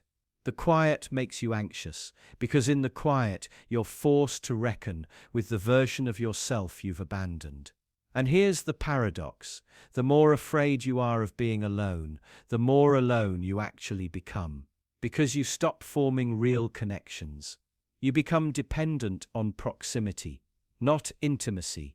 You're around people all the time, yet you still feel isolated. Why? Because you're never really with them. You're performing. You're managing impressions. You're hiding. Loneliness isn't about being without others. It's about being without yourself. But let's talk about what really makes this fear so powerful. Loneliness is existential. It's not just sadness, it's erosion. When you're alone for long enough, your mind starts to question everything. Why am I here? What's the point of any of this? Who even am I without someone watching? You start to remember things. The time you let someone down, the dream you gave up on, the choices you can't undo. You revisit versions of yourself you thought were dead and buried. And in the quiet they speak. They accuse, they beg, they haunt, but maybe that's not the worst part. Maybe the real horror is realizing how much of your life is performative, that your entire personality might be an elaborate defense mechanism. You don't just fear being alone, you fear that who you are in private doesn't actually exist, that without the social mirror, you're nothing. And if you're nothing, what's the point of waking up tomorrow? This fear drives people to extremes. They jump from relationship to relationship, not because they want love, but because they need a witness. They attend events they don't care about just to be seen. They chase visibility like it's oxygen, because to be unseen is to be unreal. To be alone is to risk vanishing entirely. But here's a deeper truth. Your fear of being alone isn't a flaw. It's a clue. It points to the parts of you that need attention, healing, reintegration. It's not trying to punish you, it's trying to wake you up. Solitude isn't the enemy, it's the mirror, and it doesn't lie. Still, facing that mirror is brutal. It requires courage to sit in the quiet and meet the parts of yourself that only show up in the dark. But if you can do that, if you can learn to be alone without being afraid, you stop needing constant validation. You stop outsourcing your identity. You start becoming whole. Because the goal isn't to avoid loneliness, it's to pass through it, to reach the other side where you finally meet the version of yourself that isn't defined by anyone else. The version that doesn't disappear when the lights go out. And that version, the one forged in silence, born in solitude, that version of you can't be taken away. It doesn't need approval. It doesn't chase applause. It just is, and it's enough. But most people will never meet that version of themselves. They'll keep running, keep distracting, keep hiding, because the darkness of solitude is terrifying. Until you realize that the only thing hiding in that darkness is you. What happens when you finally stop running from yourself and begin confronting the part you pretend doesn't exist? You tell yourself it's gone, that the worst parts of you, the bitterness, the envy, the rage, have been buried, overwritten by years of good behavior and carefully managed appearances. You smile at strangers. You return texts. You remember birthdays. You pretend the darkness isn't there, but it is. And it watches you, not in some abstract metaphorical sense. Literally, from beneath the polite words, behind your daily rituals, underneath every thought you pretend not to have. It's the urge to lash out when someone cuts in line, the silent wish that someone else fails, just so you feel better. It's not just in your head, it's you, and you've trained your entire life to deny it, because that's what society teaches you to do. Hide, contain, sanitize. You're told to be palatable, presentable. You're rewarded for seeming composed, stable, predictable. But no one ever asks what it costs to hold all that down. No one tells you what happens when you silence your darker instincts for too long. They don't vanish. They wait, and they grow clever. They start dressing themselves as virtues. Your arrogance becomes confidence. Your control becomes discipline. Your need for dominance becomes leadership. But deep down, you know the difference. You can feel it when praise feels like fuel, not affirmation. When winning feels like survival, not success. That isn't you thriving. That's the darkness adapting. You may think it's better this way, that the only alternative is chaos. But repression isn't control. It's corrosion. And every time you lie to yourself about who you are, it spreads a little deeper. You start to dissociate from your own identity. You perform instead of exist. Smile when you want to scream. Stay silent when something inside you is begging to break. And maybe, just maybe, it's not always about suppressing it. Maybe it's about understanding it. Meeting the parts of yourself you've spent years avoiding. Because that darkness, it's not trying to destroy you. It's trying to protect you. It's born from pain, from fear, from every moment you were told to endure instead of express. It learned to fight back in the only language it knew, intensity. But you're terrified to face it. Because if you acknowledge the shadow, you might see that you're not always the victim. That sometimes you manipulate, sometimes you punish, sometimes you don't want justice. You want revenge. And once you admit that, you lose the comforting illusion that you're always the good one, that your pain justifies everything. But here's the paradox. Until you own that darkness, it owns you. And in your weakest moments when you're tired, humiliated, alone, it takes over. Not with a roar, but a whisper. The cruel joke, the passive aggression. The craving to watch someone suffer, just enough to feel like the balance is restored. And in those moments, you're not evil. You're unintegrated. You're fractured. Because the more you run from your darkness, the more power it gains in shaping who you become. What if you sat with it, listened, asked what it needs instead of what it wants? What if you realized your anger was never the enemy, but a signal? That your jealousy wasn't poison, it was pain mislabeled. That your arrogance was a mask for a desperate need to feel worthy. The darkness doesn't need to be eradicated. It needs to be seen, spoken to, held. Because when you bring it into the light, you take away its teeth. You make it part of you, not the part you fear, but the part you finally understand. And maybe, just maybe, that's what wholeness really means. Not purity, not perfection, but owning every shadow so it can't hijack your life while you sleep. Because the scariest monsters aren't the ones hiding under your bed, they're the ones you hide from yourself. But what happens when you stop hiding and start comparing? You're lying there again, staring at the ceiling.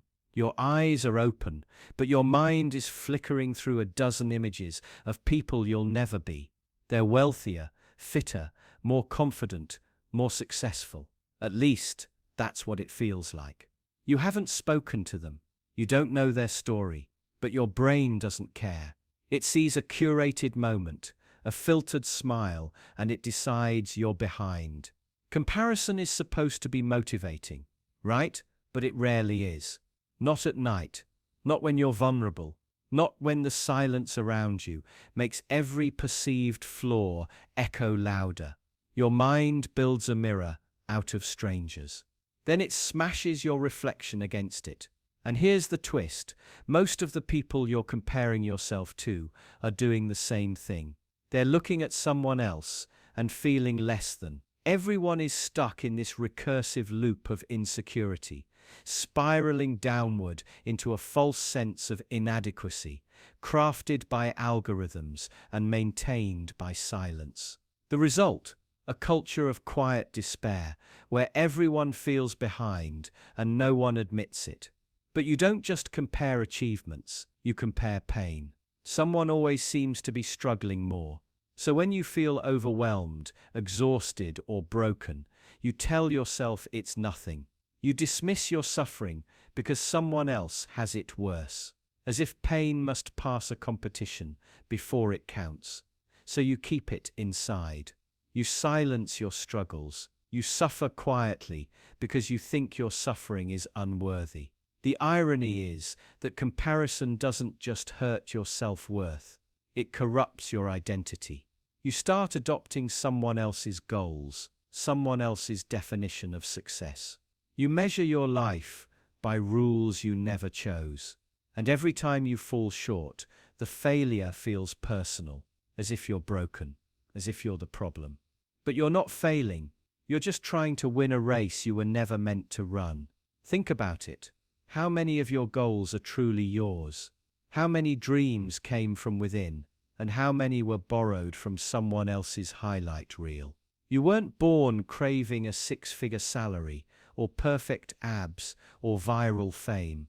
You learn to want these things by watching others be celebrated for them. And now, even as you try to sleep, your brain is tallying your failures against a scoreboard you didn't create. This kind of comparison isn't conscious, it's built into the architecture of your attention. Every scroll, every ad, every subtle cue tells you who to envy, who to emulate, who to beat. You're not just living your life, you're constantly auditioning for one you think you're supposed to have, and it never ends. Because there's always someone with more, always someone faster, smarter, more beautiful, more eloquent. The bar keeps moving, and even if you reach it, the victory feels hollow, because your mind is already scanning for the next benchmark. At night, these comparisons metastasize, they invade your rest. You lie awake, rehearsing regrets, second-guessing choices, and wondering why you aren't more like them, whoever them is. Sleep becomes elusive. Not because your body isn't tired, but because your mind is screaming. You're not enough. And this belief, this quiet, corrosive lie, is what keeps you stuck. It hijacks your peace. It feeds your anxiety. It makes every success feel fragile and every setback feel final. And worst of all, you start to believe that rest must be earned. That until you become more, better, enough, you don't deserve peace. But what if you let go? What if you stopped measuring yourself against shadows and started asking, who am I when I'm not performing? Who am I when I stop comparing? You'd find something terrifying and beautiful. You'd find yourself not a perfect version, not a curated one, but a real one. A messy, flawed, breathing person who has survived everything so far. And maybe that's not flashy. Maybe it's not impressive, but it's real, and real is enough. You don't need to be better than anyone else to matter.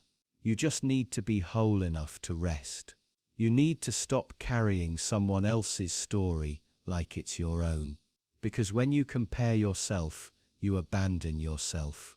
And if you abandon yourself enough times, eventually sleep stops feeling safe. Because your mind is no longer a refuge, it's a battlefield. But there's a way out, a radical shift, not by winning the comparison, but by refusing to play, by choosing to surrender the obsession with being more. And that surrender, well, that's where we're going next. You're lying in bed, the room is dark, the day is over, but your mind refuses to shut up. Not with thoughts of joy or inspiration, but of failure, regret, and what-ifs sharpened to a blade's edge. You're not drifting to sleep. You're preparing for war, a silent war, one waged entirely in your head. Why can't you just let go? Why can't you surrender? Because surrender feels like death. Not literal death, but the psychological unraveling of control. And even when you're exhausted, so tired your bones hum, you cling to the illusion of control like a lifeline. You scroll, replay conversations, relive mistakes, bargain with time that's already gone. Your body is still, but your mind, it's sprinting toward a fire that doesn't exist anymore. You refuse to surrender because surrender demands trust. Trust in silence. Trust in stillness. Trust that if you let go, the world won't collapse. But you've been trained, no, conditioned, to equate surrender with weakness. You believe that if you're not thinking, not planning, not solving, then you're vulnerable, exposed, at risk. And maybe you are. Because when the noise stops, what's left? The real fears. The ones you can't scroll past. The ones that live beneath the surface and wear your face. So you keep moving, keep thinking, keep grasping, because the alternative is to face what lies underneath the busy. Sleep demands vulnerability, but your brain only knows vigilance. It's been taught that the moment you lower your guard, something breaks. That hyper-awareness you carry all day doesn't shut off when the lights go out, it sharpens. You anticipate imaginary threats with the same intensity as real ones. Because the world has taught you that something bad is always just around the corner. That peace is the calm before the storm. That rest is earned, not innate, but it's worse than just fear. You also crave validation, achievement, proof that you're enough. And in the stillness of night, when there's nothing to perform, nothing to post, nothing to win, you're left with the void. That aching gap between who you are and who you think you should be. And it gnaws at you, whispering, "Not yet, keep going." You tell yourself you're trying to fix something, but what you're really doing is avoiding yourself. You believe that if you stop long enough, the truth will surface, and the truth scares you more than exhaustion ever could. Because maybe the truth is that you're not happy, that you're deeply, quietly lost, that you've built a life around appearances and survival mechanisms, and you don't know how to stop. So you resist. You fight the quiet. You clutch your thoughts like weapons. You rewrite conversations, imagine future confrontations, diagnose your flaws like a doctor, desperate for a cure. And all of it, every bit, is just another refusal to surrender. And here's the twisted part. Your refusal is rewarded. Society applauds the restless. It glorifies the sleepless. You're praised for your productivity, not your peace. You're told that rest is for the lazy, that slowing down is giving up, that surrender is failure.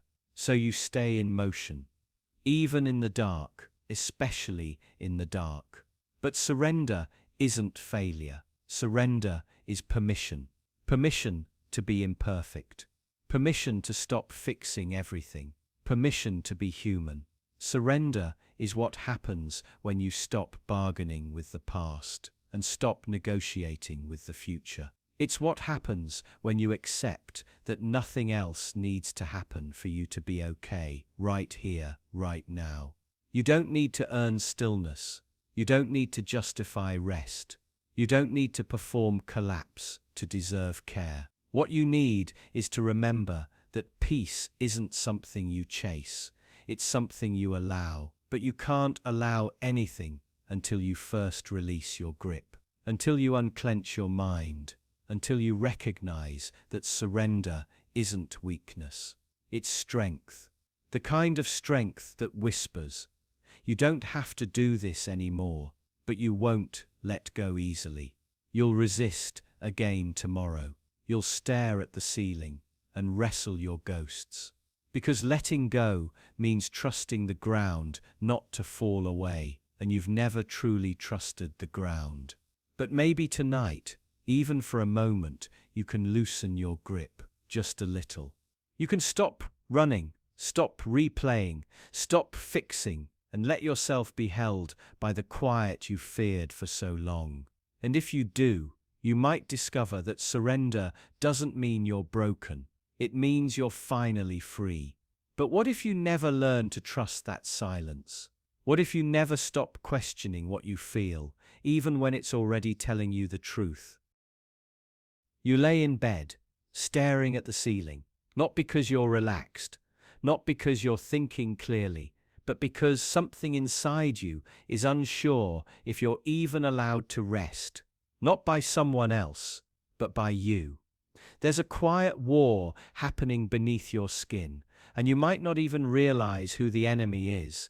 It's not the world, it's not your responsibilities. It's you. You distrust yourself. At some point, without warning, your mind decided it couldn't be trusted. It started treating your own thoughts like threats. Every time you said, "I'm tired," a voice echoed back, "Are you sure?"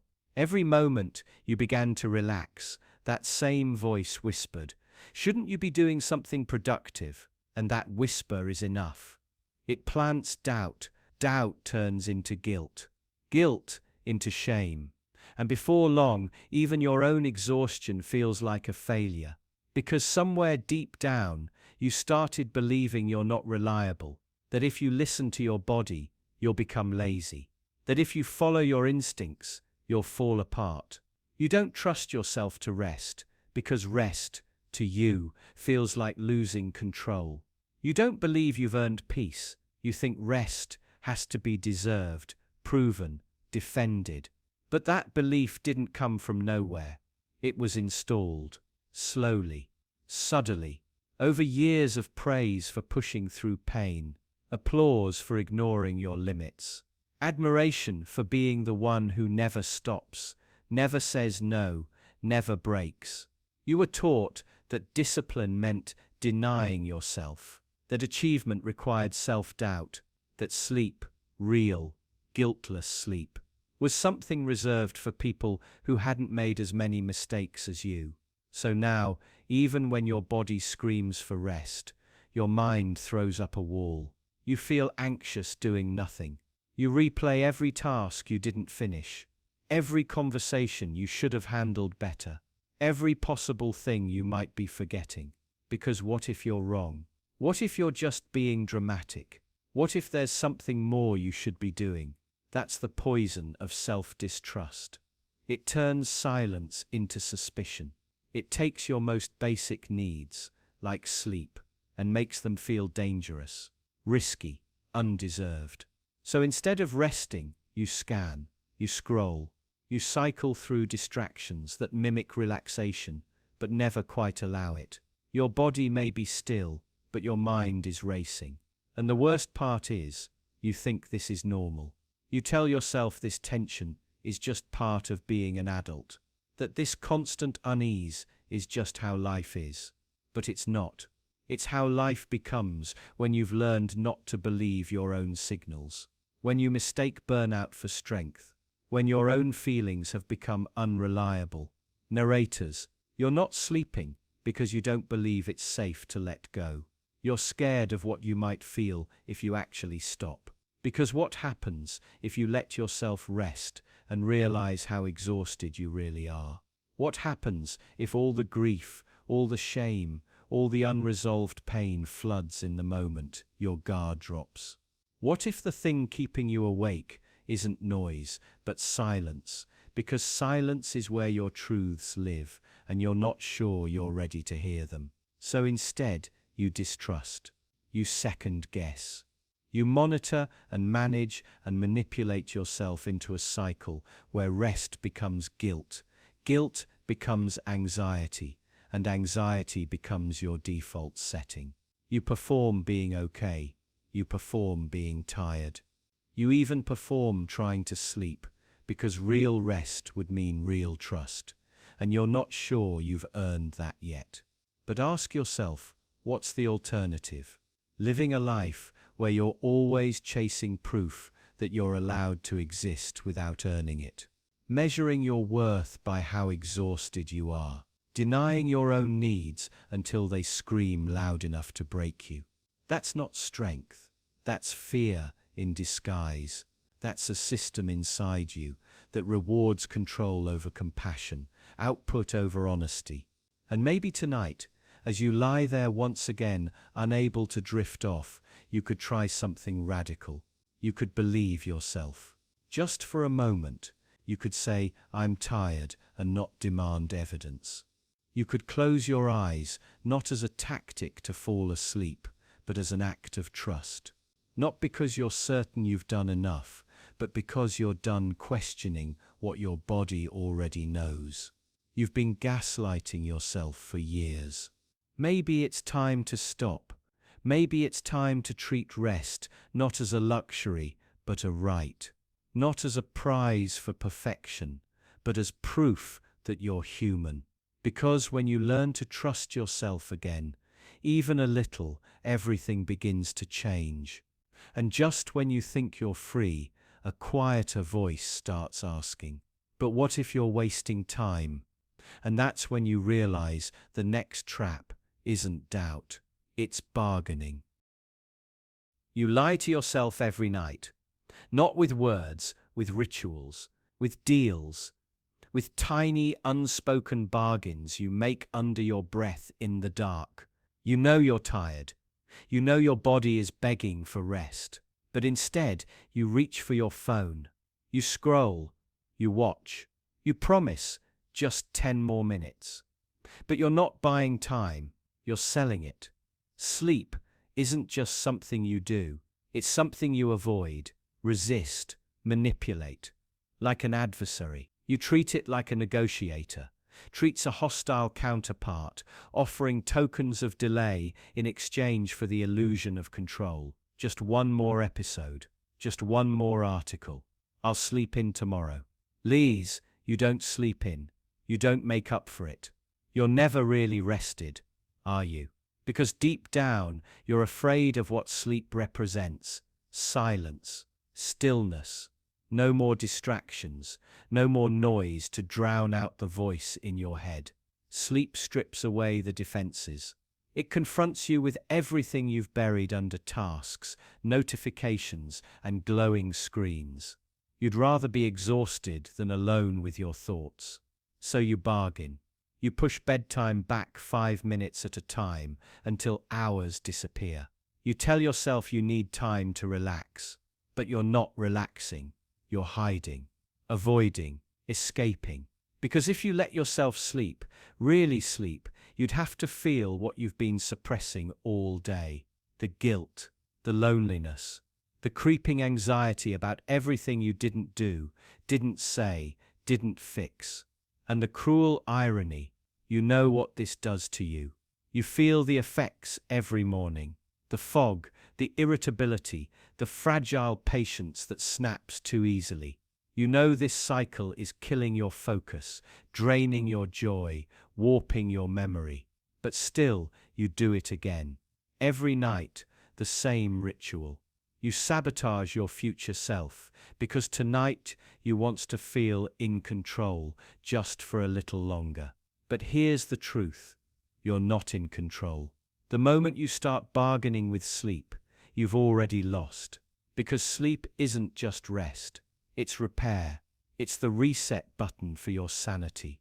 It's the place where your brain files away memories, regulates emotion, balances hormones. You think you're choosing freedom by staying awake, but you're choosing chaos. Internal disarray masked as autonomy. Your body keeps score. Every delay, every stolen hour, it notices, it adapts. Poorly. Your sleep becomes shallow, fragmented. Dreams grow strange. Emotions get louder. You wake up already depleted. You say you're fine. You pretend this is normal. But normal doesn't mean healthy.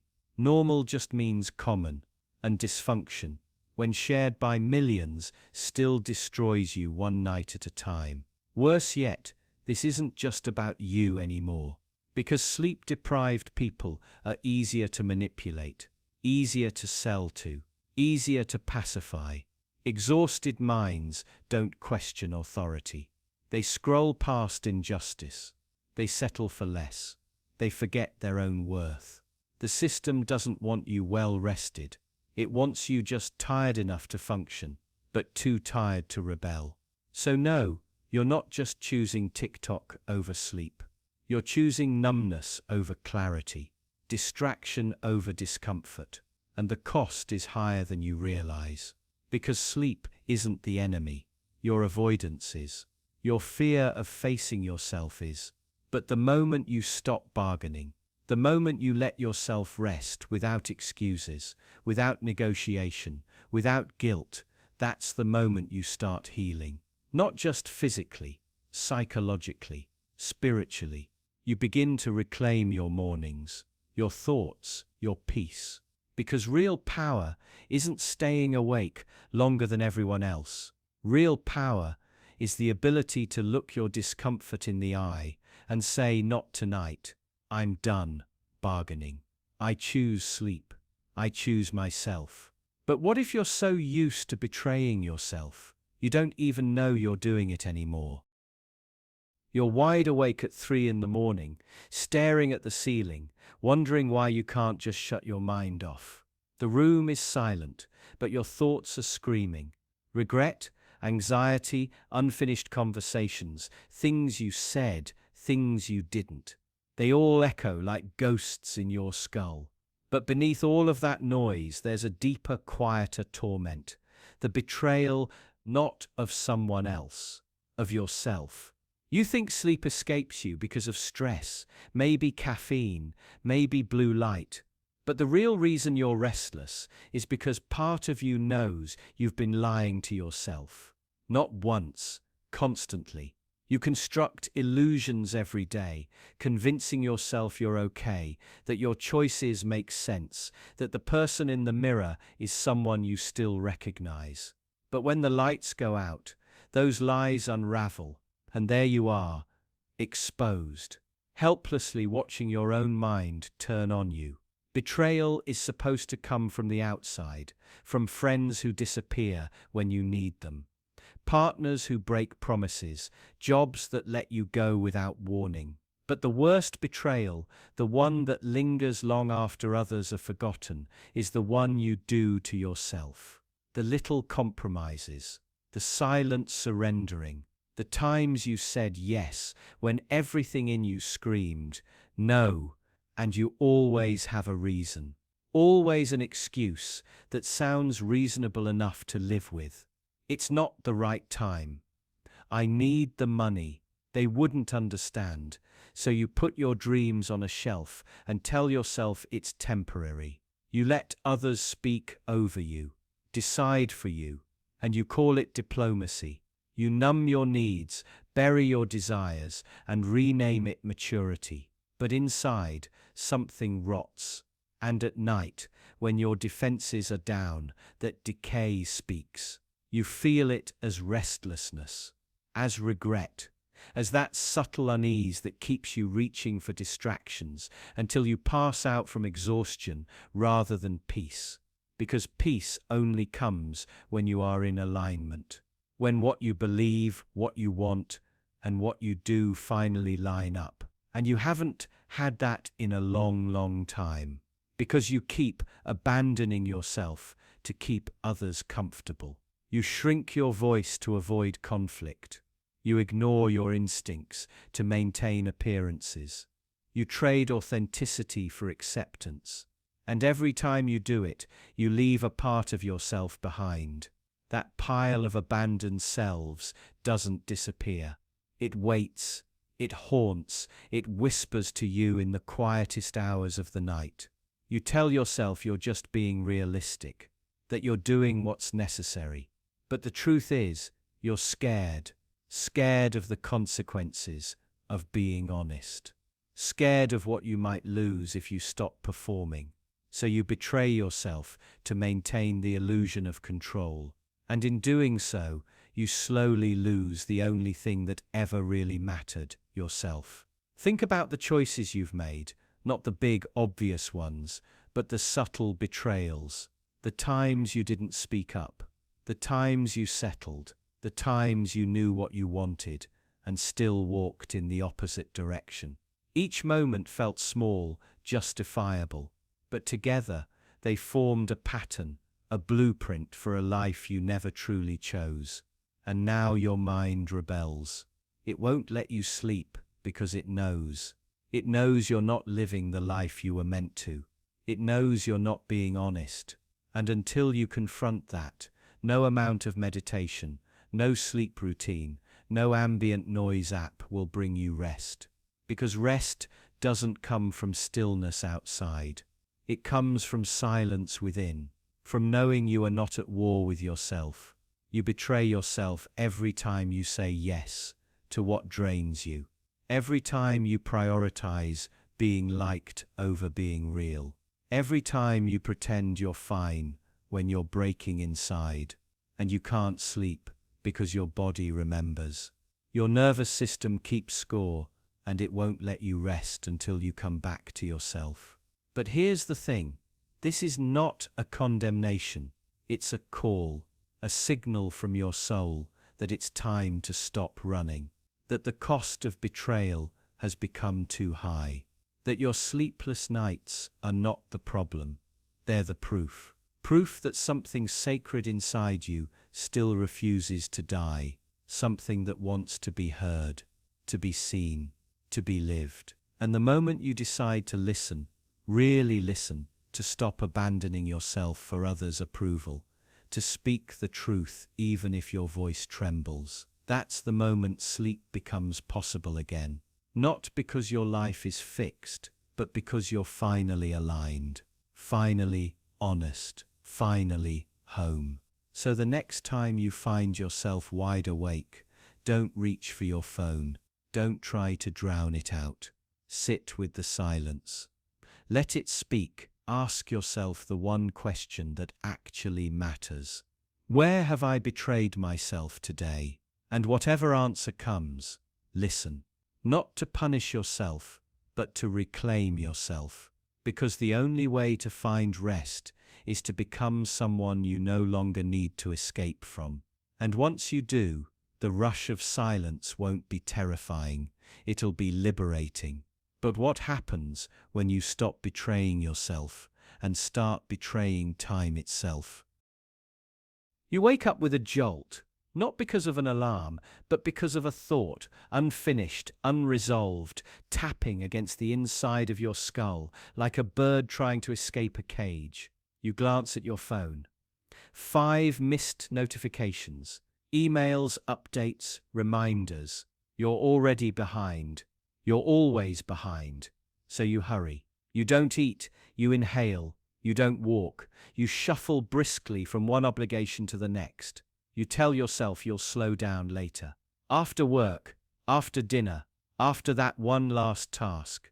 But later is a moving target. You never reach it. And slowly, without ever deciding to, you begin to sprint through your life like it's a burning building. Like everything behind you is collapse and everything ahead of you might save you. But it won't. Because what you're really running from is silence. Stillness terrifies you, not because it's boring, but because in stillness, your mind starts to whisper things you don't want to hear. It tells you you're exhausted, unfulfilled, disconnected. It reminds you that the life you've constructed like scaffolding around your soul doesn't actually touch it, that you've been mistaking momentum for meaning. But instead of listening, you run faster. You drown the voice in noise, podcasts, playlists, traffic, conversations you don't remember. You've become a master at filling every second with distraction, every breath with urgency. Not because you love it, but because you fear what happens if you stop. And what makes this more dangerous is that society applauds you for it. The busier you are, the more valuable you seem, the more exhausted you feel, the more praise you receive. Productivity becomes your worth. Hustle, your virtue. No one asks if you're happy. They just ask what you've done lately. So you convince yourself this is normal, that everyone lives like this, that sleep is a weakness, rest is a luxury, and reflection is self-indulgence. You tell yourself you'll find peace once you've finished everything. But there is no end, only more. You speed through milestones the way a car speeds past scenery. Birthdays blur, relationships dim, achievements feel hollow because you never stop long enough to feel them. Life becomes a checklist, a race, a blur, and you forget, completely forget, that the finish line is death. Is that really what you want? To reach the end of your life only to realize you were always rushing toward it? That you were so focused on the next thing that you never fully experienced anything. Because here's the truth. There is no destination, no final achievement that will unlock lasting peace. If you don't learn to slow down now, you never will. You'll just get better at running, more efficient at escaping, until the very thing you're trying to outrun yourself catches up. So what would happen if you stopped? If you let the silence in, if you sat with the discomfort instead of numbing it? You might cry, you might panic, you might feel lost, but you might also feel something real. You might notice the way sunlight slants through your window, the way your chest rises and falls, the way your thoughts, once racing, begin to soften. And in that stillness, you might rediscover something the speed had stolen: your presence. Your awareness, your humanity. The world won't stop spinning if you do. The sky won't fall. The tasks will wait. But your life won't. It's happening now, whether you're paying attention or not. You speed through life not because you want to die faster, but because somewhere along the line you forgot how to live. And if you're brave enough to slow down, even for a moment, you might finally start to remember. But maybe the reason you don't slow down is because you're not just running from your life. You're running from what's hiding inside the unknown. You lie in bed, wrapped in warmth, your eyes closed but your mind wide awake. The room is still, the world outside quiet, yet something stirs beneath the surface of your calm, a tightness in your chest, a restlessness behind your eyelids. You're not thinking about anything in particular until suddenly you are. Your thoughts fracture and swarm, spiraling into the uncertain, the unexplainable, the unknown. And that's when fear creeps in. Not fear of monsters or burglars, not fear of pain or death. Something deeper, something stranger. You're afraid of what you can't name, what you can't see, what you can't understand. You fear the unknown. Why? Because the unknown is a void, and your brain despises voids. It's wired to fill them. When it lacks information, it invents it. It creates stories, dangers, possibilities, and shadows where none may exist. It gives shape to what it can't define, and those shapes are almost always terrifying. Because fear isn't born from what you know, it's born from what you can't control. This fear isn't just a survival instinct, it's a psychological trap. Your mind starts to confuse uncertainty with danger. Anything unfamiliar becomes a threat. A vague message from a friend triggers anxiety. A strange symptom becomes terminal illness. A missed call means bad news. Your mind loops, magnifies, catastrophizes. Because in the absence of answers, your brain fills the silence with horror. And this doesn't just haunt you at night. It rules your decisions. You choose predictability over potential, familiar suffering over unfamiliar freedom. You stay in dead-end jobs, unhealthy relationships, meaningless routines, not because you want to, but because leaving means stepping into the dark, the unknown. And in that darkness, your imagination thrives. It feeds you worst-case scenarios, plays highlight reels of everything that could go wrong. It whispers that uncertainty is failure, that change is danger, that risk is recklessness. It convinces you that whatever lies beyond the edge of your current life is not worth reaching for, so you stop reaching. But the tragedy is this: the unknown is where every transformation begins. Every breakthrough, every moment of growth, every discovery lives on the other side of what you already know. Yet you've been trained to see it not as possibility, but as peril, conditioned to stay close to the shore, to fear the open ocean, where maps end and monsters begin. That's why insomnia isn't just physical. It's existential. It's your mind wrestling with uncertainty while your body pleads for rest. You don't fear the dark because you can't see. You fear the dark because of what might be watching you, lurking, waiting. You fear what your mind invents in the absence of certainty. And the system knows this. It offers you certainty, packaged and polished. Religion gives you eternal answers. Politics gives you righteous enemies. Consumerism gives you identity through brands, all to sedate your fear of the unknown, all to keep you from asking the questions that might burn down the structures built to comfort you. But the irony is brutal. The more you chase certainty, the more you feed your fear. Because life is uncertain by design. Everything changes, everything decays, everything ends, and trying to anchor yourself to anything permanent only makes you more fragile when it breaks. So you lie awake, again, mind spinning, heart pounding, haunted by dreams you don't remember, and thoughts you can't escape. And somewhere deep inside, you realize the truth. You're not afraid of what's out there. You're afraid of what's in here. The part of you that wonders what you're missing. The part of you that wants to leap into the void, but can't. The part of you that knows you'll never be free if you can't learn to live without answers. Because to conquer the fear of the unknown, you don't need more certainty. You need more courage. And that starts with a question. Few are brave enough to ask, what if the comfort you're clinging to is the very thing keeping you asleep? What if comfort is the real illusion, and fear is just a symptom of something you've been denying your entire life? What if the chase for comfort is the trap? You tell yourself it's just a way to relax, a small indulgence, something to help you unwind before bed.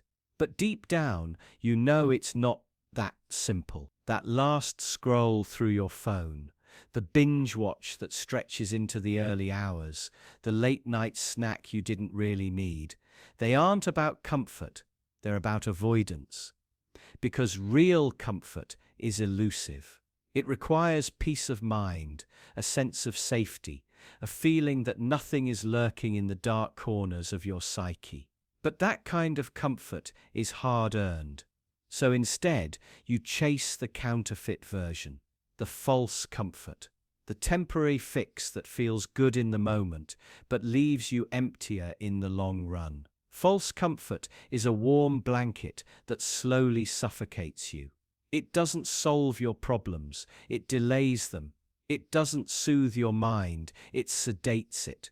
It promises sleep, but delivers restlessness. And the more you indulge it, the more it owns you.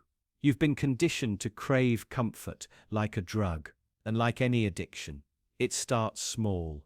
A quick dopamine hit from a meme, a few minutes of mindless entertainment, the reassurance of routine, but soon it becomes a dependency. You can't sleep without it. You can't sit in silence. You can't be alone with your own thoughts without reaching for something, anything, to drown them out. Why? Because the truth waiting in that silence is brutal. It's the truth about your dissatisfaction, your fears, your regrets. It's the truth about the person you pretend to be and the person you really are. False comfort hides that truth, wraps it in soft distractions, and tells you it's fine. You're fine. Don't think. Just feel good. But you're not fine. You're sleep deprived, mentally scattered, emotionally frayed. And yet, every night, you return to the same rituals that are destroying you. You delay sleep to escape your day, then you wake up unrested and blame yourself for not being stronger. But it's not just willpower. It's not just poor time management. It's a trap, carefully designed and socially reinforced. Everything around you is built to exploit your need for comfort. The apps you use, the food you eat, the content you consume. It's all engineered to hijack your nervous system, to pacify your anxiety, just enough to keep you from asking why you're anxious in the first place. And worst of all, it feels good. That's why it's so dangerous, because it doesn't feel like destruction. It feels like relief, like safety, like home. But what it really is surrender. You've surrendered your clarity, your rest, your time, your life, to a series of habits that pretend to love you. But love doesn't numb you. Love doesn't trick you into avoiding growth. Real comfort is earned through truth, boundaries, and healing. False comfort wants you numb, compliant, and asleep, literally and metaphorically. Ask yourself this: when was the last time you truly rested? Not just physically, but mentally. When was the last time you ended your day feeling complete instead of distracted, peaceful instead of sedated? If you can't remember, you're not alone. You're part of a society that equates sedation with satisfaction, that confuses escape with peace. And here's the cruel irony: false comfort keeps you awake. It keeps you chasing, needing, scrolling, consuming. It fills your nights with stimulation and your mornings with regret. It tells you, just one more episode, just one more snack, just one more look at your phone, while quietly stealing your ability to rest, to think, to be. You don't chase false comfort because you're weak. You chase it because you're afraid. Afraid of what might surface if you stop. Afraid of the truth about your life, your relationships, your choices. But avoidance is not protection. it's paralysis. There's a cost to every false comfort you indulge, a debt that builds up in your body, your mind, your soul. You feel it in the tightness of your chest, in the fog behind your eyes, in the ache you can't quite place. That's not exhaustion. That's the weight of everything you haven't dealt with. And no amount of false comfort can carry it for you. You have to stop chasing the illusion. You have to face the discomfort. Not all at once, but piece by piece. Quiet the noise. Sit with the silence. Let it hurt. Let it teach. That's where real healing begins. That's where real comfort lives, not in the distraction, but in the clarity that follows it. Because comfort should never come at the cost of your consciousness.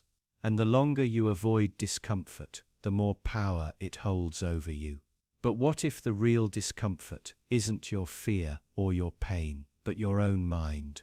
What happens when the thing you start to fear is your own thoughts? You wake up in the middle of the night, heart racing, thoughts spiraling. It starts with a whisper, some innocent reflection on your day, but within seconds it's a storm. One thought leads to another, until you're drowning in questions you can't answer. Regrets, worries, hypotheticals. And at the center of it all, you judging your own thoughts, like a merciless warden watching a prisoner pace in a cell.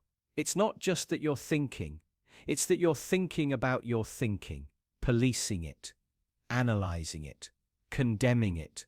That flash of anger earlier today. You've decided it means you're a bad person. That weird, intrusive thought that came out of nowhere. You've decided it means you're broken. Every mental misstep becomes evidence in an invisible trial where you play prosecutor, judge, and jury. And the verdict is always the same: guilt. But here's the paradox.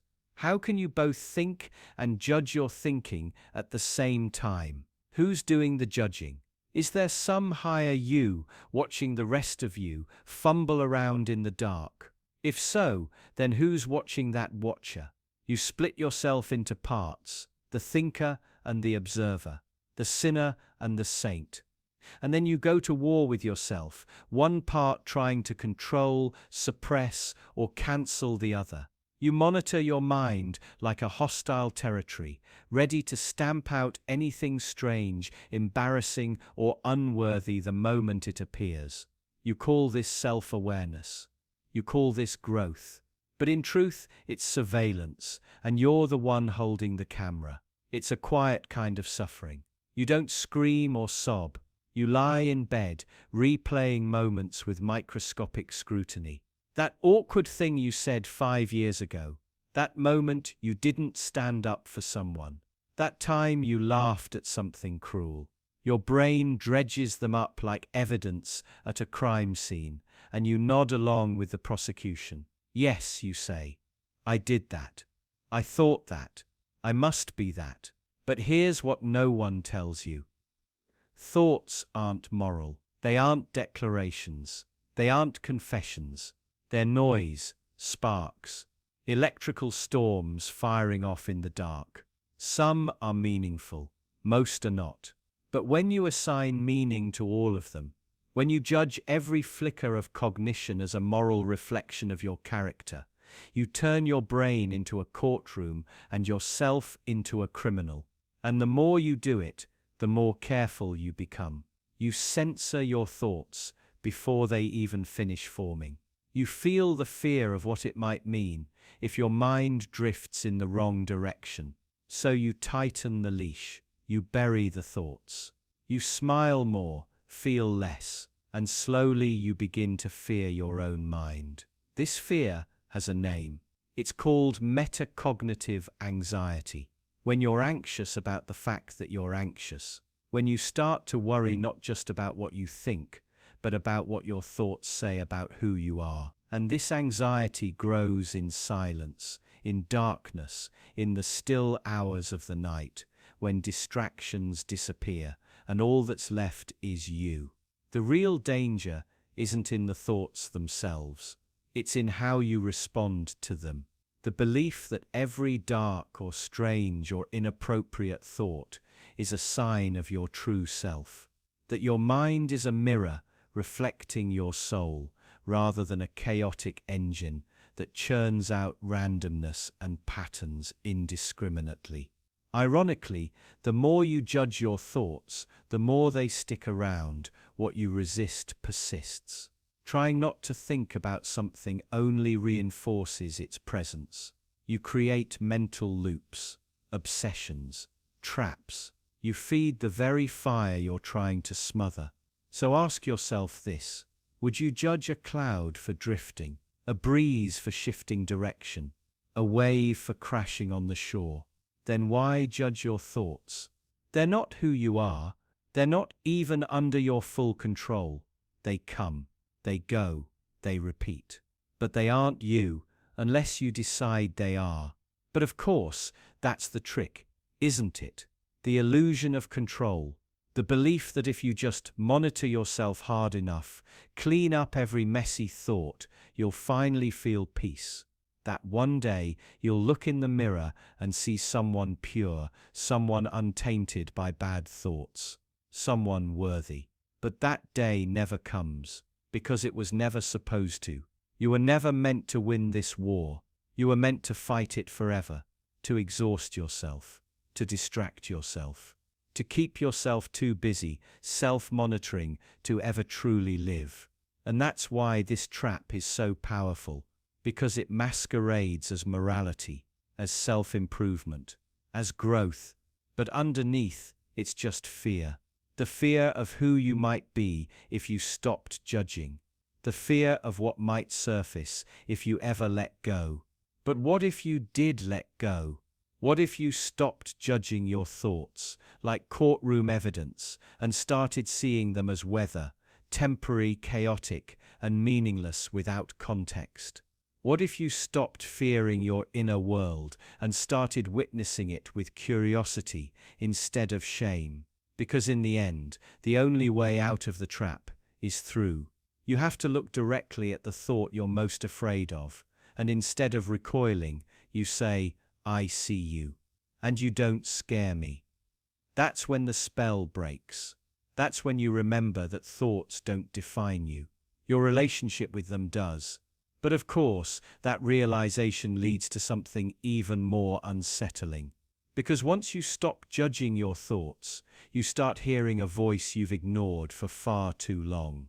And maybe, just maybe, that voice is yours. But what if you've been rejecting it your whole life without realizing it?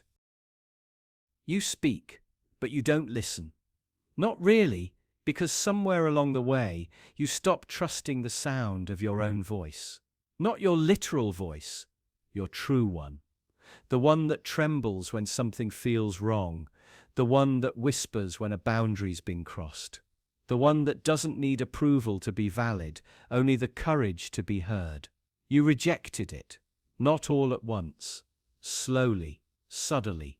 Each time someone rolled their eyes when you spoke your mind. Each time a parent, teacher, or partner made you feel ridiculous for expressing how you felt. Every time you were told to calm down, to stop overreacting, or to be realistic. That's when the disconnection began. Your voice didn't disappear. It was buried, replaced by noise. External voices, louder, sharper, more confident in their certainties than you ever were in your doubts. Eventually, you learned the rules. Don't speak until you've edited every word. Don't feel anything too strongly. Don't say what you actually mean. Say what makes others comfortable. And in return, you got approval. You got silence instead of conflict. You got peace, but it was hollow, because that peace came at the cost of your authenticity. Now at night, when everything else goes quiet, the noise inside you returns. The mental spirals, the overthinking, the self-doubt. That's not anxiety. That's your voice, still fighting to be heard. You muted it so well during the day that now it howls in the darkness. It screams through insomnia. You can't rest because deep down, something's unresolved, not externally, but internally. You betrayed something sacred, and it remembers. We think of betrayal as something we do to others, but the first betrayal is always to ourselves. The moment you say yes when everything inside you is screaming, the moment you swallow your truth to keep someone else comfortable, the moment you rewrite your own story to make it more palatable for people who don't even bother to understand the original version.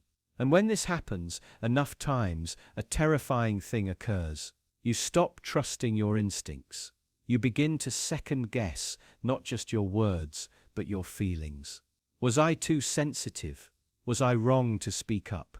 You start rehearsing your life instead of living it. Every decision, every conversation, every choice filtered through a lens of self-censorship. Your life becomes a performance. And worst of all, the audience never applauds. They just expect more silence.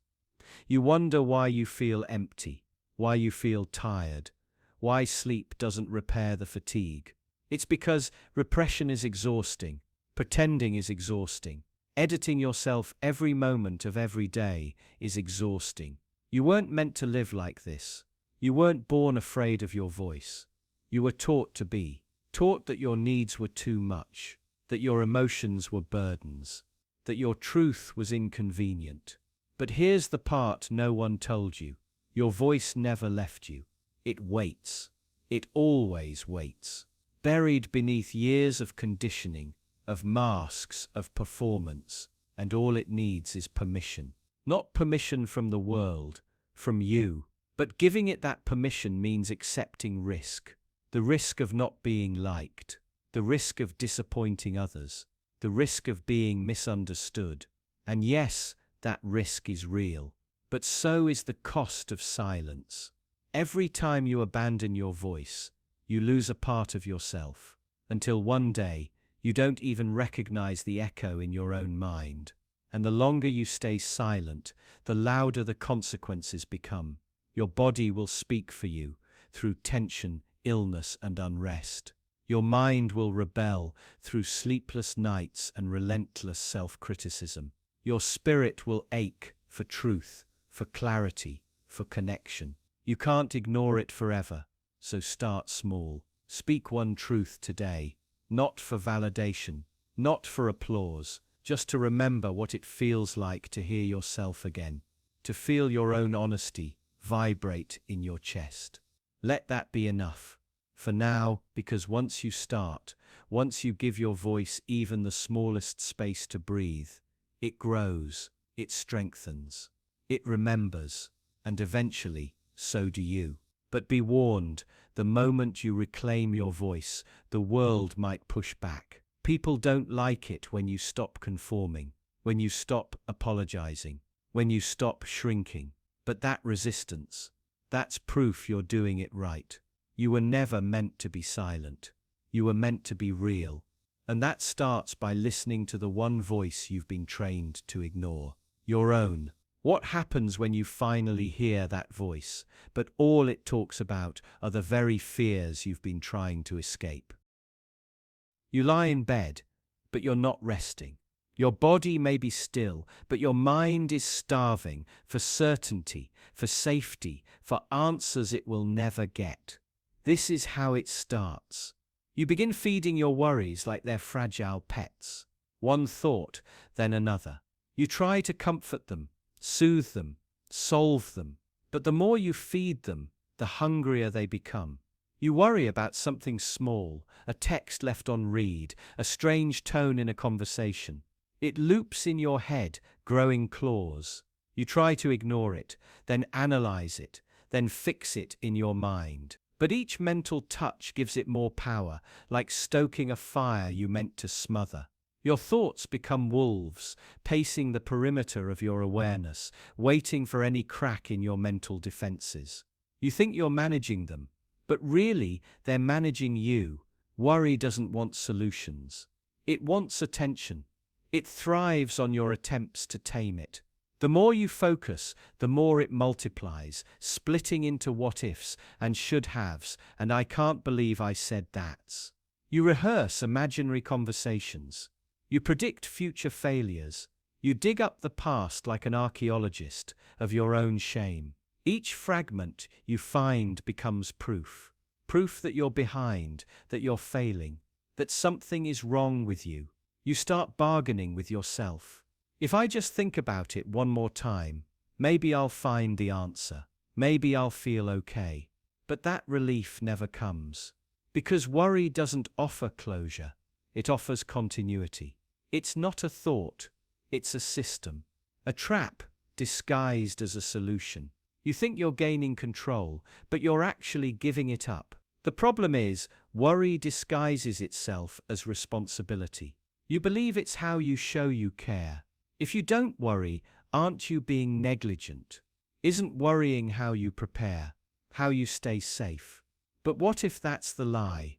What if worry is not a virtue, but an addiction, a mental ritual, a way to feel like you're doing something when you're actually doing nothing at all, except suffering? You check your phone, again, just to be sure. Maybe someone messaged, maybe something changed. You scroll through news headlines, searching for signs that things are getting worse or better. It doesn't really matter. The point isn't the news. The point is the distraction, the dopamine, the illusion of control in a world that constantly reminds you how little you really have. Worry thrives in ambiguity. It feeds on silence, delay, the space between what you know and what you fear. And modern life is a banquet of ambiguity. Emails that go unanswered, health symptoms with no diagnosis, relationships that feel both close and distant.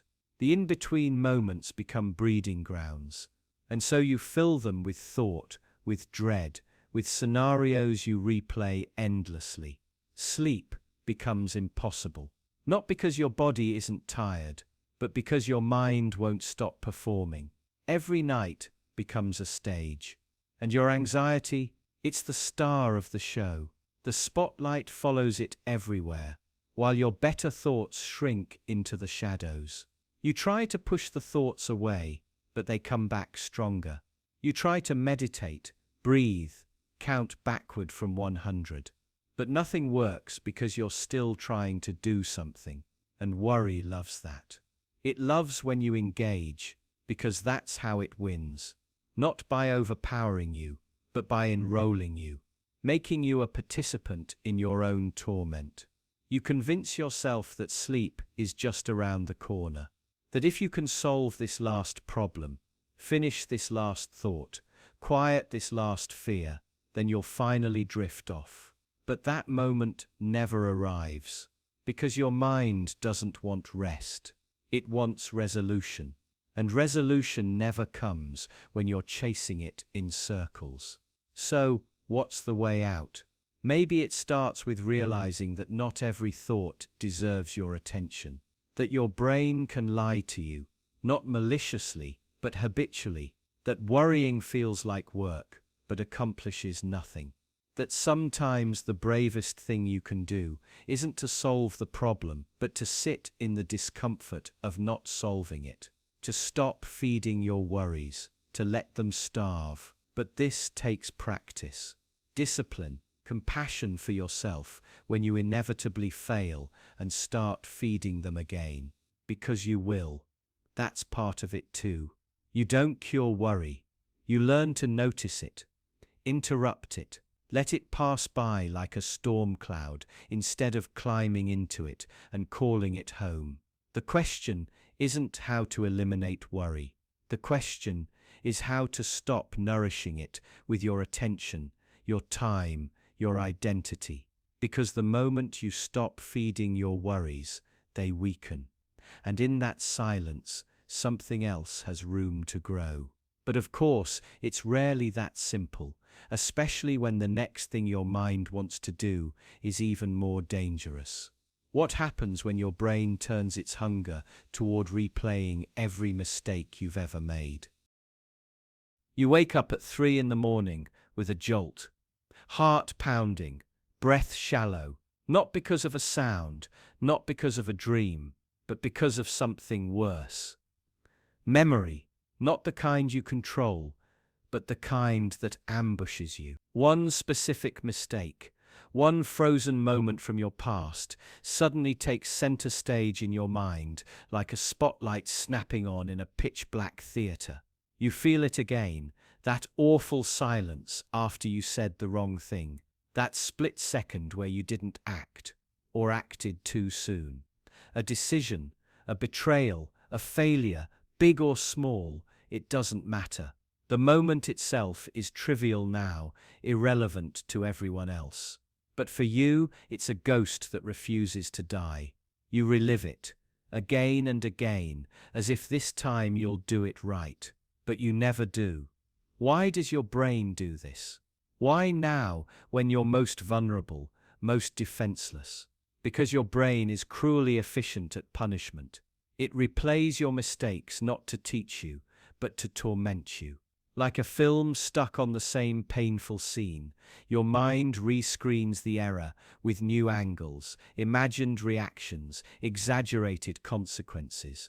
It's not a memory anymore, it's a performance, a ritual, a mental self-flagellation with no catharsis.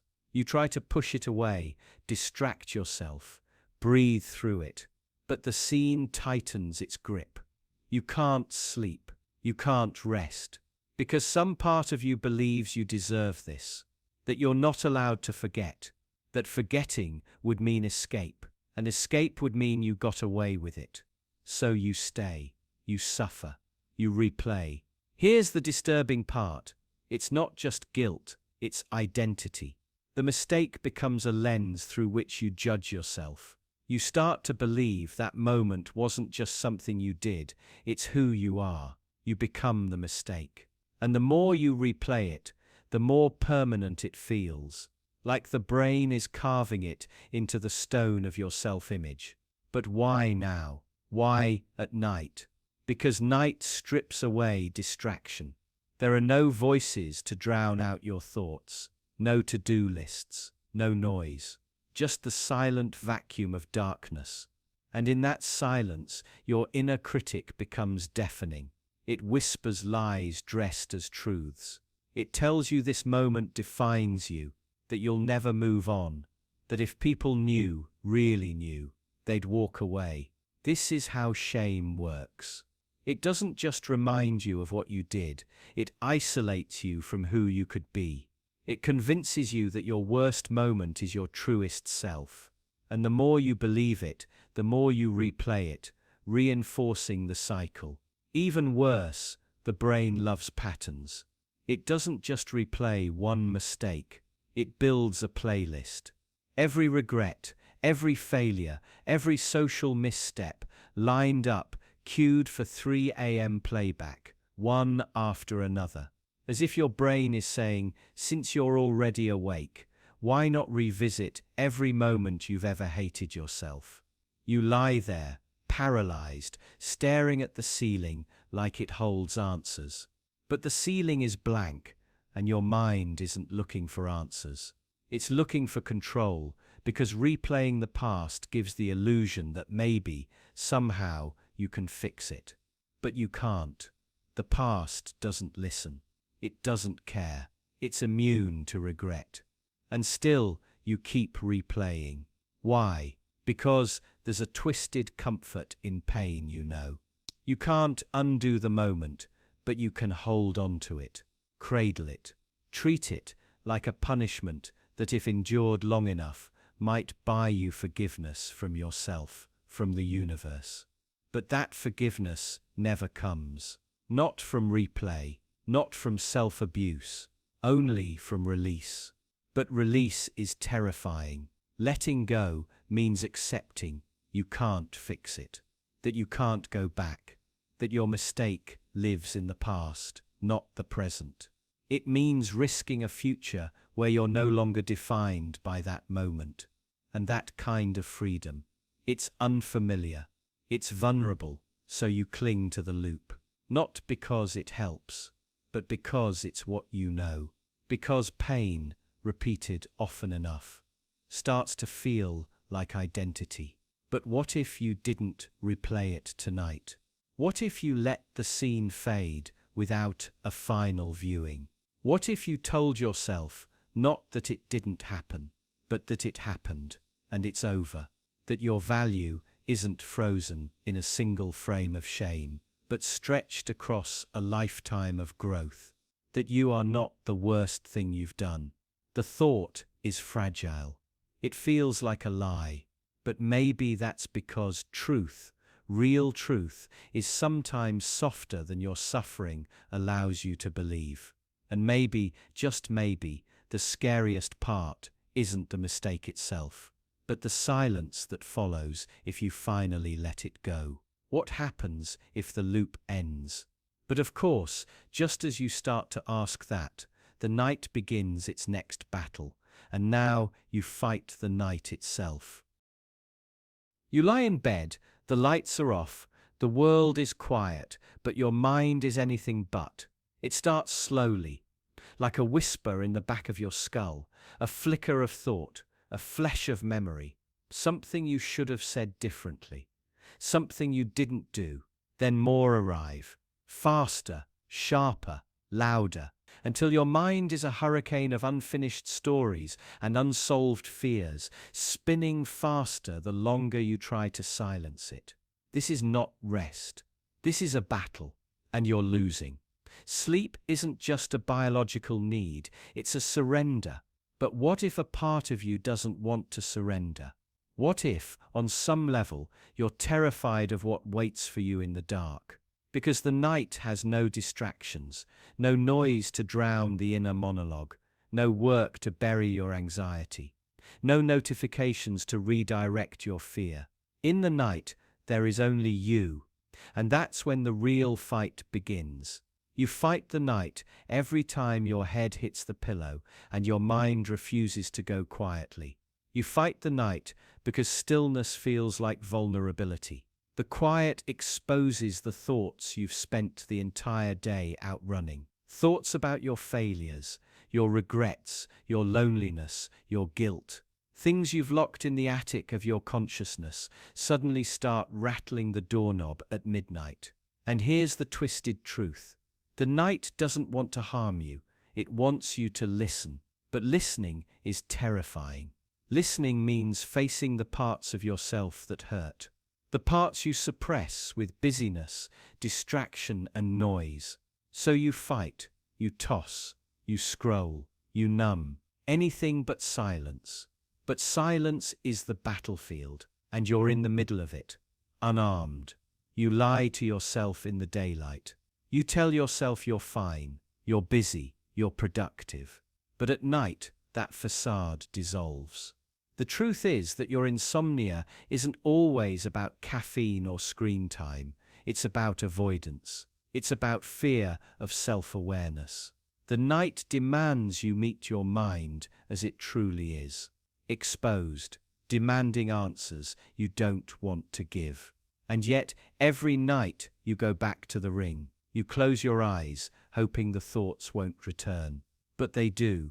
Not because your mind is broken, but because it's unresolved, and the body cannot rest when the soul is still screaming. Here's what no one tells you. Your sleep problems may not be the problem at all. They may be a symptom of internal war, a signal that something deep inside of you isn't at peace. Maybe it's the guilt you carry from mistakes you pretend didn't happen. Maybe it's the secret longing for a life you've never had the courage to pursue. Or maybe it's the creeping realization that you don't know who you are anymore, just who you pretend to be for others. And the night doesn't let you pretend. The night is your mirror, stripped of distortion, and what it reflects might scare you. So you try to fight it, but here's the catch. You can't outfight the night. Not with distractions, not with denial, not with melatonin, or another episode of the same show you've seen 100 times. You can't defeat what you refuse to face. The only way out is through. What if, instead of fighting the night, you listen to it? What if you let it speak? Not all at once, just a whisper, just one question. Why are you afraid to sleep? What is it that you don't want to hear when the world goes quiet? There's a reason the most honest parts of you emerge at 3 a.m. because the noise is gone, and without the noise, the truth rises. And maybe that's the hardest part. Not the fight with sleep, but the realization that the battle isn't with the night at all. The night just holds the mirror. The fight is with yourself. But keep watching, because next comes the part we're trained never to question. Close your eyes, not to sleep, but to listen. Not to the silence, but to the noise, the endless, invisible noise that follows you everywhere. It's in your phone, in your thoughts, in the back of your skull, like static from a dying radio, and you trust it. Not because it's earned your trust, but because it's always been there. You wake up, and before your eyes even adjust to the light, you're already inside it. Notifications, updates, headlines, screaming catastrophe. Algorithms engineered to flood your brain with urgency. You scroll through horrors, half-truths, envy-inducing snapshots of other people's curated lives. And you believe it, you take it in like oxygen, forgetting to ask who put this in front of me, and why. Noise isn't just sound, it's anything that drowns out clarity, anything that keeps you from hearing the quiet hum of your own thoughts. And it's weaponized now. Not with bombs or bullets, but with suggestions, distractions, illusions. You don't need to be convinced anymore, you just need to be overwhelmed. And you are, constantly. You tell yourself it's just information, just entertainment, just life. But it's not. It's manipulation disguised as relevance. The more you absorb, the less you question. The more connected you are, the more fragmented your attention becomes. You start to crave the chaos, not because it soothes you, but because silence has become unbearable. And here's the trap. The noise feels like control. It gives you choices, updates, interactions. But really, it's steering you, nudging you toward what to care about, who to fear, what to buy, who to become. You're not choosing your reality, you're inheriting it. Built, framed, and filtered by systems you can't see. Systems that profit from your distraction. At night, your body is tired, but your mind is wired. Thoughts race, not because you're awake, but because you were never allowed to be fully conscious during the day. The noise never let you. And now in the quiet, the backlog of unprocessed reality rushes in. Regrets, memories, questions you drowned out all day come crashing back, too loud to sleep through. So you reach for your phone. Again, a little more noise to buffer the silence, to protect you from the weight of your own awareness. Because silence is no longer neutral, it's threatening. In silence, you might remember the things you've forgotten to feel, the truths you've ignored, the life you've numbed. And maybe that's the point, because a quiet mind is a dangerous thing. A quiet mind sees the patterns. It sees how much of your life isn't yours, how much of your identity has been shaped by what you've consumed instead of what you've created. A quiet mind asks the wrong questions, the kind that can't be answered by search engines or comment sections. But here's the terrifying part. You trust the noise more than yourself. You trust the chatter, the headlines, the anonymous opinions. You trust them to tell you what's important, what's true, what's urgent. You've outsourced your attention, and with it, your autonomy. The noise doesn't have to be loud to control you. It just has to be constant. You don't notice its presence. You only notice its absence. And that's when the anxiety creeps in. Not from fear of missing out, but from fear of facing what the noise was keeping you from, yourself. And the deeper truth, You were never meant to function this way. Your mind wasn't built to process this volume of content, this pace of updates, this density of stimuli. The overload doesn't make you more informed. It makes you numb, exhausted, obedient. So if you ever want to take your mind back, your sleep back, yourself back, you'll need to do the unthinkable. You'll need to turn it off. All of it. The feed, the scroll, the endless stream, and sit in the void, in the discomfort, in the unbearable silence. Because only in that silence do you start to hear something else. A whisper beneath the static, a voice you haven't heard in a long time, your own. And once you hear it again, really hear it, you realize how loud the world has become. Not with meaning, but with manipulation. Not with truth, but with tricks. And maybe the scariest thing isn't losing sleep. It's never realizing you were already asleep. What if the noise wasn't a byproduct of modern life, but the point of it? And if that's true, what exactly is it keeping you from seeing? What happens when that noise doesn't just distract you, but becomes the thing you crave most? You're not addicted to entertainment. You're addicted to escape. That subtle but constant itch to check your phone, scroll mindlessly, click, click, click. It's not about the content. It's about avoiding the silence, because silence is where the truth lives. And the truth, it's loud, demanding, and impossible to ignore once heard. So you distract yourself. Not by accident, but by design. Your brain is wired to seek novelty. It rewards you with dopamine every time you chase a new headline, a flashing notification, a funny video. These tiny hits of stimulation keep you moving, searching, chasing, but never settling. Because settling would mean facing what you've buried. The anxiety, the failure, the loneliness. The parts of yourself you've dressed up with productivity and busyness so they won't be seen. Especially not by you. And nothing exposes these hidden fractures more than nightfall. When the world quiets, the distractions thin out, and you're left alone in the dark with your own thoughts. That's when the craving sharpens. When your mind, untethered from daytime noise, tries to whisper secrets you've spent all day avoiding. But you don't want to hear them, so you reach for anything. A podcast, a playlist, a pointless Reddit thread. You'll consume garbage just to drown out your own consciousness. Why is it so hard to be still? Why does silence feel like danger? Because silence forces confrontation. It turns up the volume on every fear you pretend doesn't exist. That you're not good enough. That your dreams are slipping away. That your relationships are shallow. That you're living someone else's life while calling it your own. These thoughts don't come uninvited. They've been knocking all along. You've just been too distracted to answer.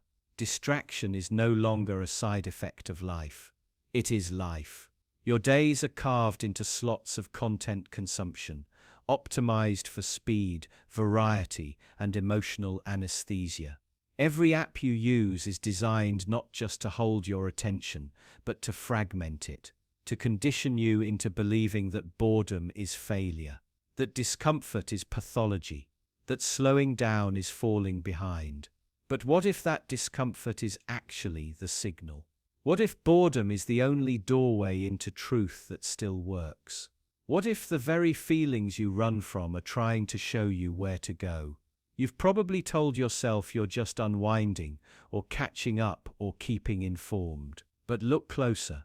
Are you really resting? Or are you running? The body in bed but the mind in exile, banished by your own fear of stillness. This isn't rest. It's self-imposed noise torture. A carefully curated dissociation ritual you repeat every night to avoid the raw intimacy of being alone with yourself. And when sleep finally comes, it doesn't feel like peace. It feels like collapse. Like surrender, Your last defense against a war you didn't even know you were fighting. And in the morning, it starts all over again. The truth is, you're not craving content, you're craving relief from yourself. And distraction offers the illusion of escape without resolution. That's why it never satisfies.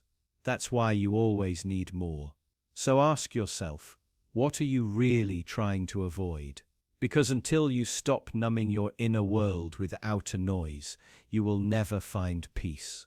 You'll just keep spinning, wired, tired, distracted, and slowly unraveling. And here's the most dangerous part. The world wants it this way. Your distraction isn't just a side effect, it's a profit model, a control strategy, a way to keep you so overstimulated you can't think, can't feel, can't rebel. The more distracted you are, the more predictable you become. And nothing terrifies those in power more than a mind that can't be pacified by noise. If you want to break free, you'll have to do something terrifying. You'll have to be still, sit in the silence. Let the discomfort in, let it talk, let it scream. Let it show you what you've been hiding from yourself. Only then can you begin to rebuild a relationship with your own mind. Only then will sleep come, not as surrender, but as restoration. Because what you crave isn't distraction, it's healing. And to heal, you must finally listen to the pain you've been trying so hard to drown.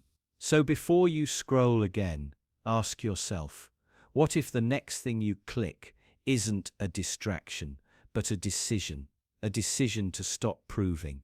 Because that's the next trap waiting for you. You spend your entire day proving something, not to others, to yourself. It starts the moment you wake up. Maybe you don't even realize it, but the moment your eyes open, you're already in the arena. A quiet war begins. You check your phone, scan for validation, emails, messages, likes, a hit of relevance. You brush your teeth like a person who has their life together. You dress not just for weather, but for performance. You act as though everything you do is part of a silent audition, an attempt to prove that you're valuable, worthy, enough. But here's the catch. You don't know what standard you're trying to meet. You just feel the pressure, the weight, like there's a judge hiding behind every mirror, measuring you, scoring you, even as you pretend you're not competing. And the worst part, the judge is you. Because somewhere along the way, you were taught that your worth isn't inherent. It's conditional, based on output, based on approval, based on how little you rest and how much you sacrifice. You were trained to think of yourself as a project, always incomplete, always behind. And if you're not improving, hustling, pushing, then you're failing. So you overperform. You stay late. You smile through exhaustion. You pretend everything is fine when you're crumbling inside, all because some part of you believes that pain makes you more deserving, that suffering equals significance, that if you struggle hard enough, eventually the world, or at least your own reflection, will say, "You made it, you're enough now." But that moment never comes. Not really, because the goalposts keep moving, the bar gets higher, and every success just raises the standard. You become trapped in an endless loop of proving, performing, pushing, and it never feels like arrival, only escape from failure. The tragedy is, this loop hijacks your rest. Even sleep becomes another battleground. You lie down, and suddenly the voices get louder, the unfinished tasks, the unspoken fears, the list of things you should have done, should be doing, should become. Sleep should be a release, but it feels like an indictment, a moment where all the masks come off and you're left alone with the question you've been running from all day. Am I enough? And you're scared to answer it. Because deep down you suspect the answer is no. That's why you keep proving. Not because you believe in your worth, but because you doubt it. Because somewhere, someone convinced you that love must be earned. That value is transactional. That rest is weakness. So you push, you please, you grind yourself into dust, hoping the pain will transform you into someone lovable.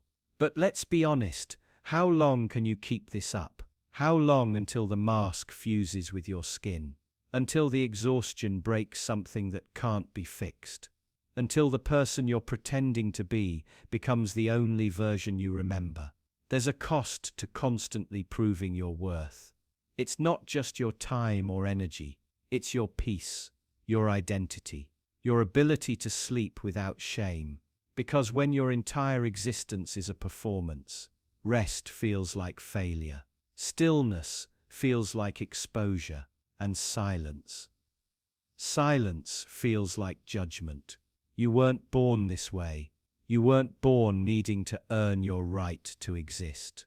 That idea was planted, watered, reinforced. But it's a lie.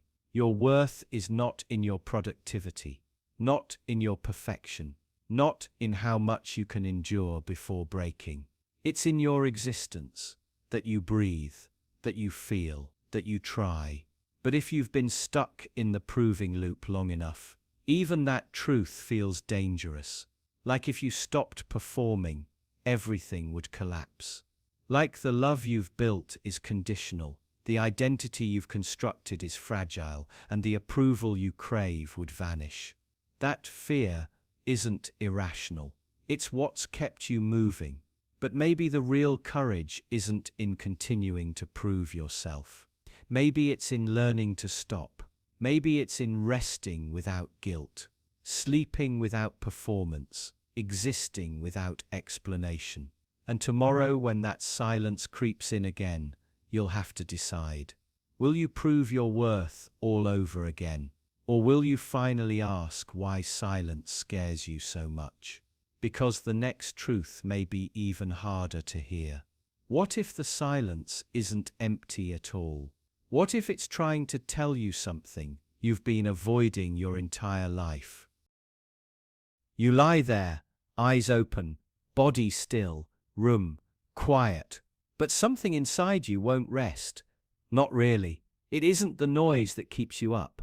It's the silence that hasn't arrived yet, the silence of tomorrow, the eerie stillness that waits on the edge of your mind, like a shadow you're not ready to meet.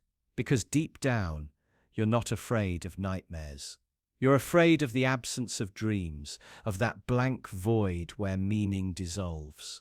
The terrifying hush that comes when there's nothing left to distract you from yourself. All day, your mind runs marathons, tasks, messages, schedules. You stay busy to keep the quiet away. Because in the silence, there's no narrative, no excuse, no identity to perform. It's just you and the thoughts you've avoided, the decisions you haven't made, the truths you keep locked behind the noise. And now, lying here, it starts to creep in. Not loudly, it doesn't have to scream. It just lingers like an unfinished sentence, like a breath that won't fully exhale. You feel it behind your eyes, under your skin. The unease of knowing something is off, but not being sure what, the future, the past, or maybe just you. Because in that silence, you can no longer pretend. You're not the confident version of yourself, not the productive one, not the performer. You are just a heartbeat and a brain. And every night, this same ritual begins, a descent into awareness you didn't ask for. The fear isn't just about tomorrow's obligations, it's about tomorrow's emptiness. The realization that even when you cross everything off your list, you still don't feel whole. You fear that silence because it exposes the echo chamber inside, the endless loop of second guessing, the quiet panic that your life is drifting without anchor, that maybe your actions are hollow, that maybe your choices weren't choices at all, just momentum. And the irony, you crave rest, you beg for it, yet when it finally arrives, you recoil. Because real rest means letting go, and letting go means relinquishing control of your image, your timeline, your defenses. Sleep, real sleep, demands surrender, and surrender terrifies you. Because what if you fall into that silence and don't come back the same? What if the version of you that wakes up tomorrow no longer wants this life? What if the silence reveals that you were never chasing your dreams, just running from your dread? So you resist, you scroll, you replay conversations, you rehearse scenarios, you build walls of thought just high enough to keep the quiet out. But eventually, even the noise can't help you. And that's when it hits hardest, when your mind has run out of ways to distract itself, and the silence comes knocking again. This is why sleep feels like danger, because it strips you of your strategies, because it asks you to face yourself without armor, and you're not sure you like what you'll find. But the silence isn't your enemy, it's just the mirror you've kept covered. It holds no judgment, no punishment, only truth. And maybe that's what you really fear. Not that tomorrow will be silent, but that it won't lie to you the way today did. That's why your eyes stay open, long after the world goes dark. Because silence is the one thing that never forgets. And maybe neither will you. But before the quiet returns, ask yourself, if rest demands surrender, then what are you still fighting? Why are you still afraid of peace? And what if the silence you fear is the only thing that knows who you really are? Because it's not just that you fear tomorrow's silence. It's that deep down, you fear it might finally make sense.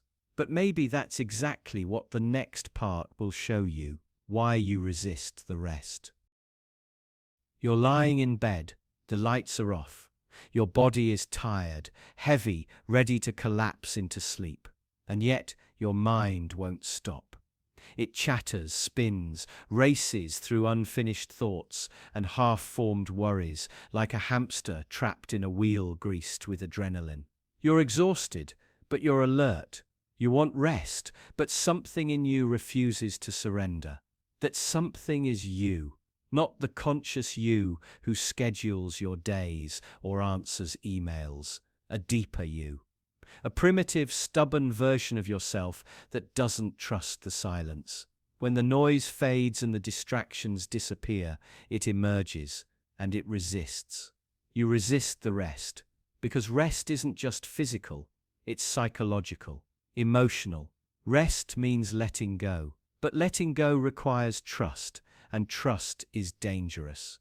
Trust means you aren't scanning for threats. Trust means your guard is down. And if you've been hurt before, if you've learned that stillness invites vulnerability, then rest feels like exposure. So you keep moving, internally, frantically. Rest becomes a threat, disguised as relief. You replay arguments. You preempt disasters. You scan the future for danger like a lighthouse, desperate to prevent another shipwreck. Because maybe, just maybe, if you think enough, plan enough, worry enough, you'll be safe. But safety doesn't come that way. It never has.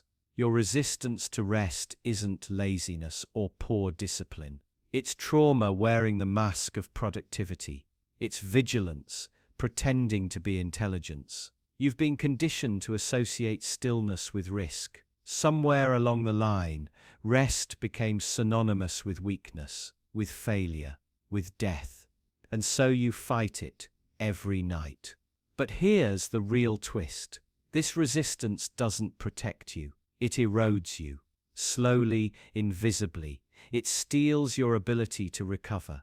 Your sleeplessness becomes a kind of protest, a rebellion against peace. You think you're staying alert to avoid catastrophe, but in truth, you're reinforcing your prison because you've confused control with safety. Control gives the illusion of protection, but it's a lie. Real safety comes not from holding on tighter, but from knowing when to let go. When to say, I've done enough for now. But for people like you, people shaped by anxiety, perfectionism, survival, that sentence feels like surrender, and surrender terrifies you. Even as your body pleads for rest, your mind keeps scanning for unresolved danger. Every missed opportunity, every social misstep, every unfinished task, it all plays on repeat. The fear isn't just that you'll fail. The fear is that if you ever truly rest, everything will fall apart. But ask yourself, what are you holding together?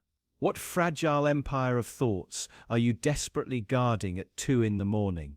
What ghost of failure are you trying to outpace? And who taught you that sleep was something you had to earn? Because you didn't always resist rest. You learned to. You absorbed the message that productivity is virtue and idleness is sin, that rest is a reward, not a right, that every moment not spent improving is a moment wasted. You internalize the idea that rest equals laziness and laziness equals worthlessness. But that's not truth. That's cultural conditioning wrapped in capitalist guilt. You resist the rest because you were taught that rest makes you vulnerable. But what if that's wrong? What if rest is where your strength rebuilds? What if stillness isn't the enemy, but the doorway to clarity, healing, and power? The mind will tell you stories to keep you awake. It will whisper that something's missing, that danger is coming, that peace is premature. But these are echoes of old fears, not forecasts of your future. You are not failing by resting. You are not lazy for sleeping. You are not broken for needing silence. You're just tired. Tired of pretending you're okay when you're crumbling inside. Tired of carrying the weight of vigilance.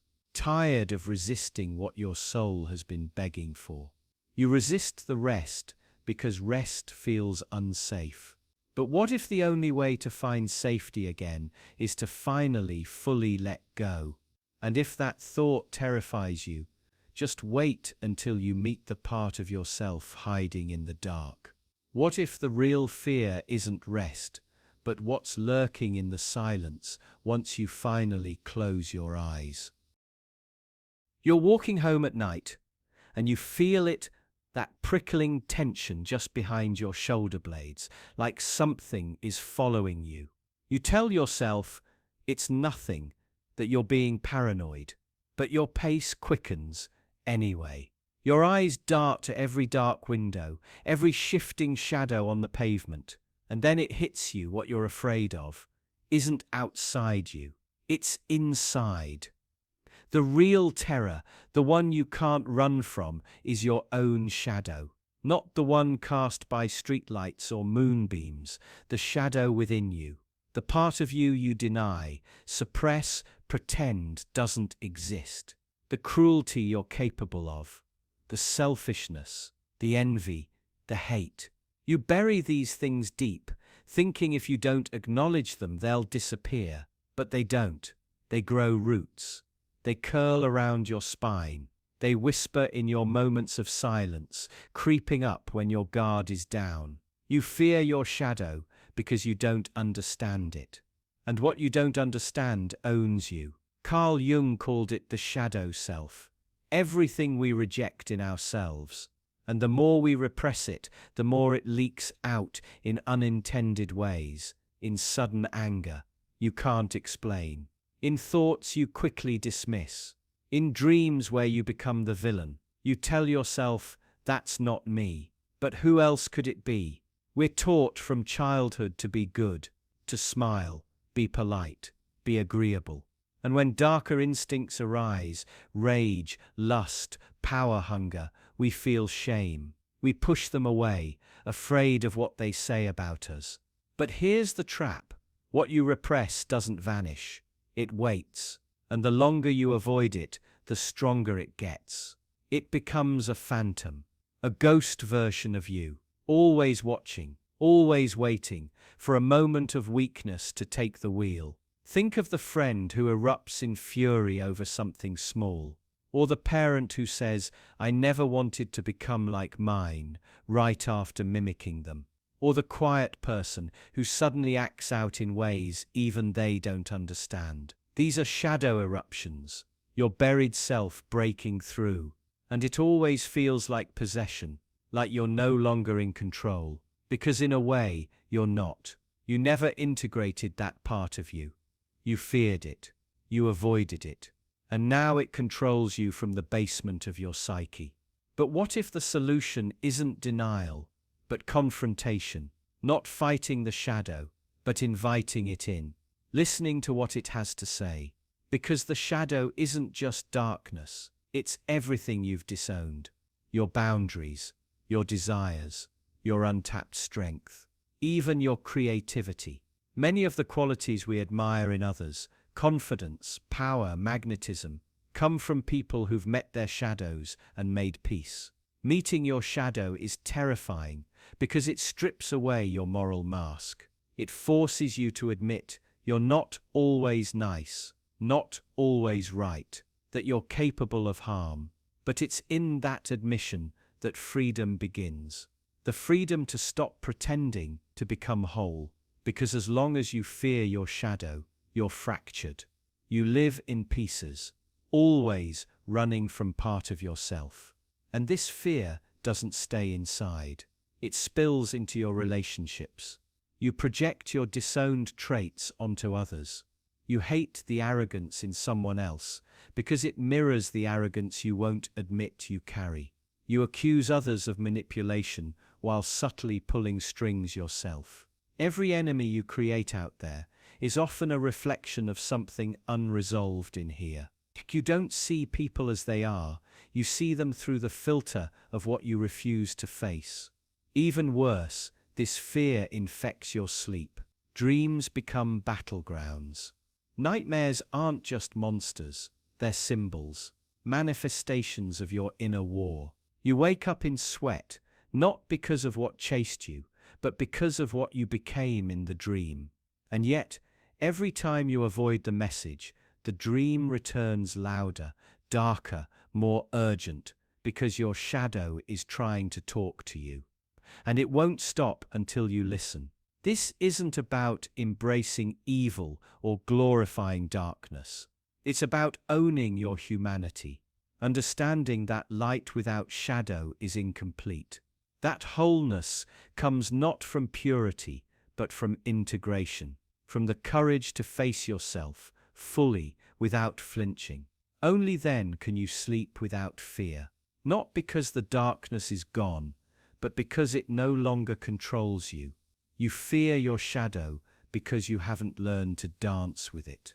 But the moment you do, the moment you hold its gaze without running, it loses its power. And something astonishing happens. The darkness begins to speak in your own voice. Not to destroy you, but to make you whole. And maybe, just maybe, that's when you'll be ready for what's even more terrifying than your shadow. When you realize you've been hosting your demons all along. You lie down, hoping for rest, but something else lies down with you. Not under the bed, not in the closet.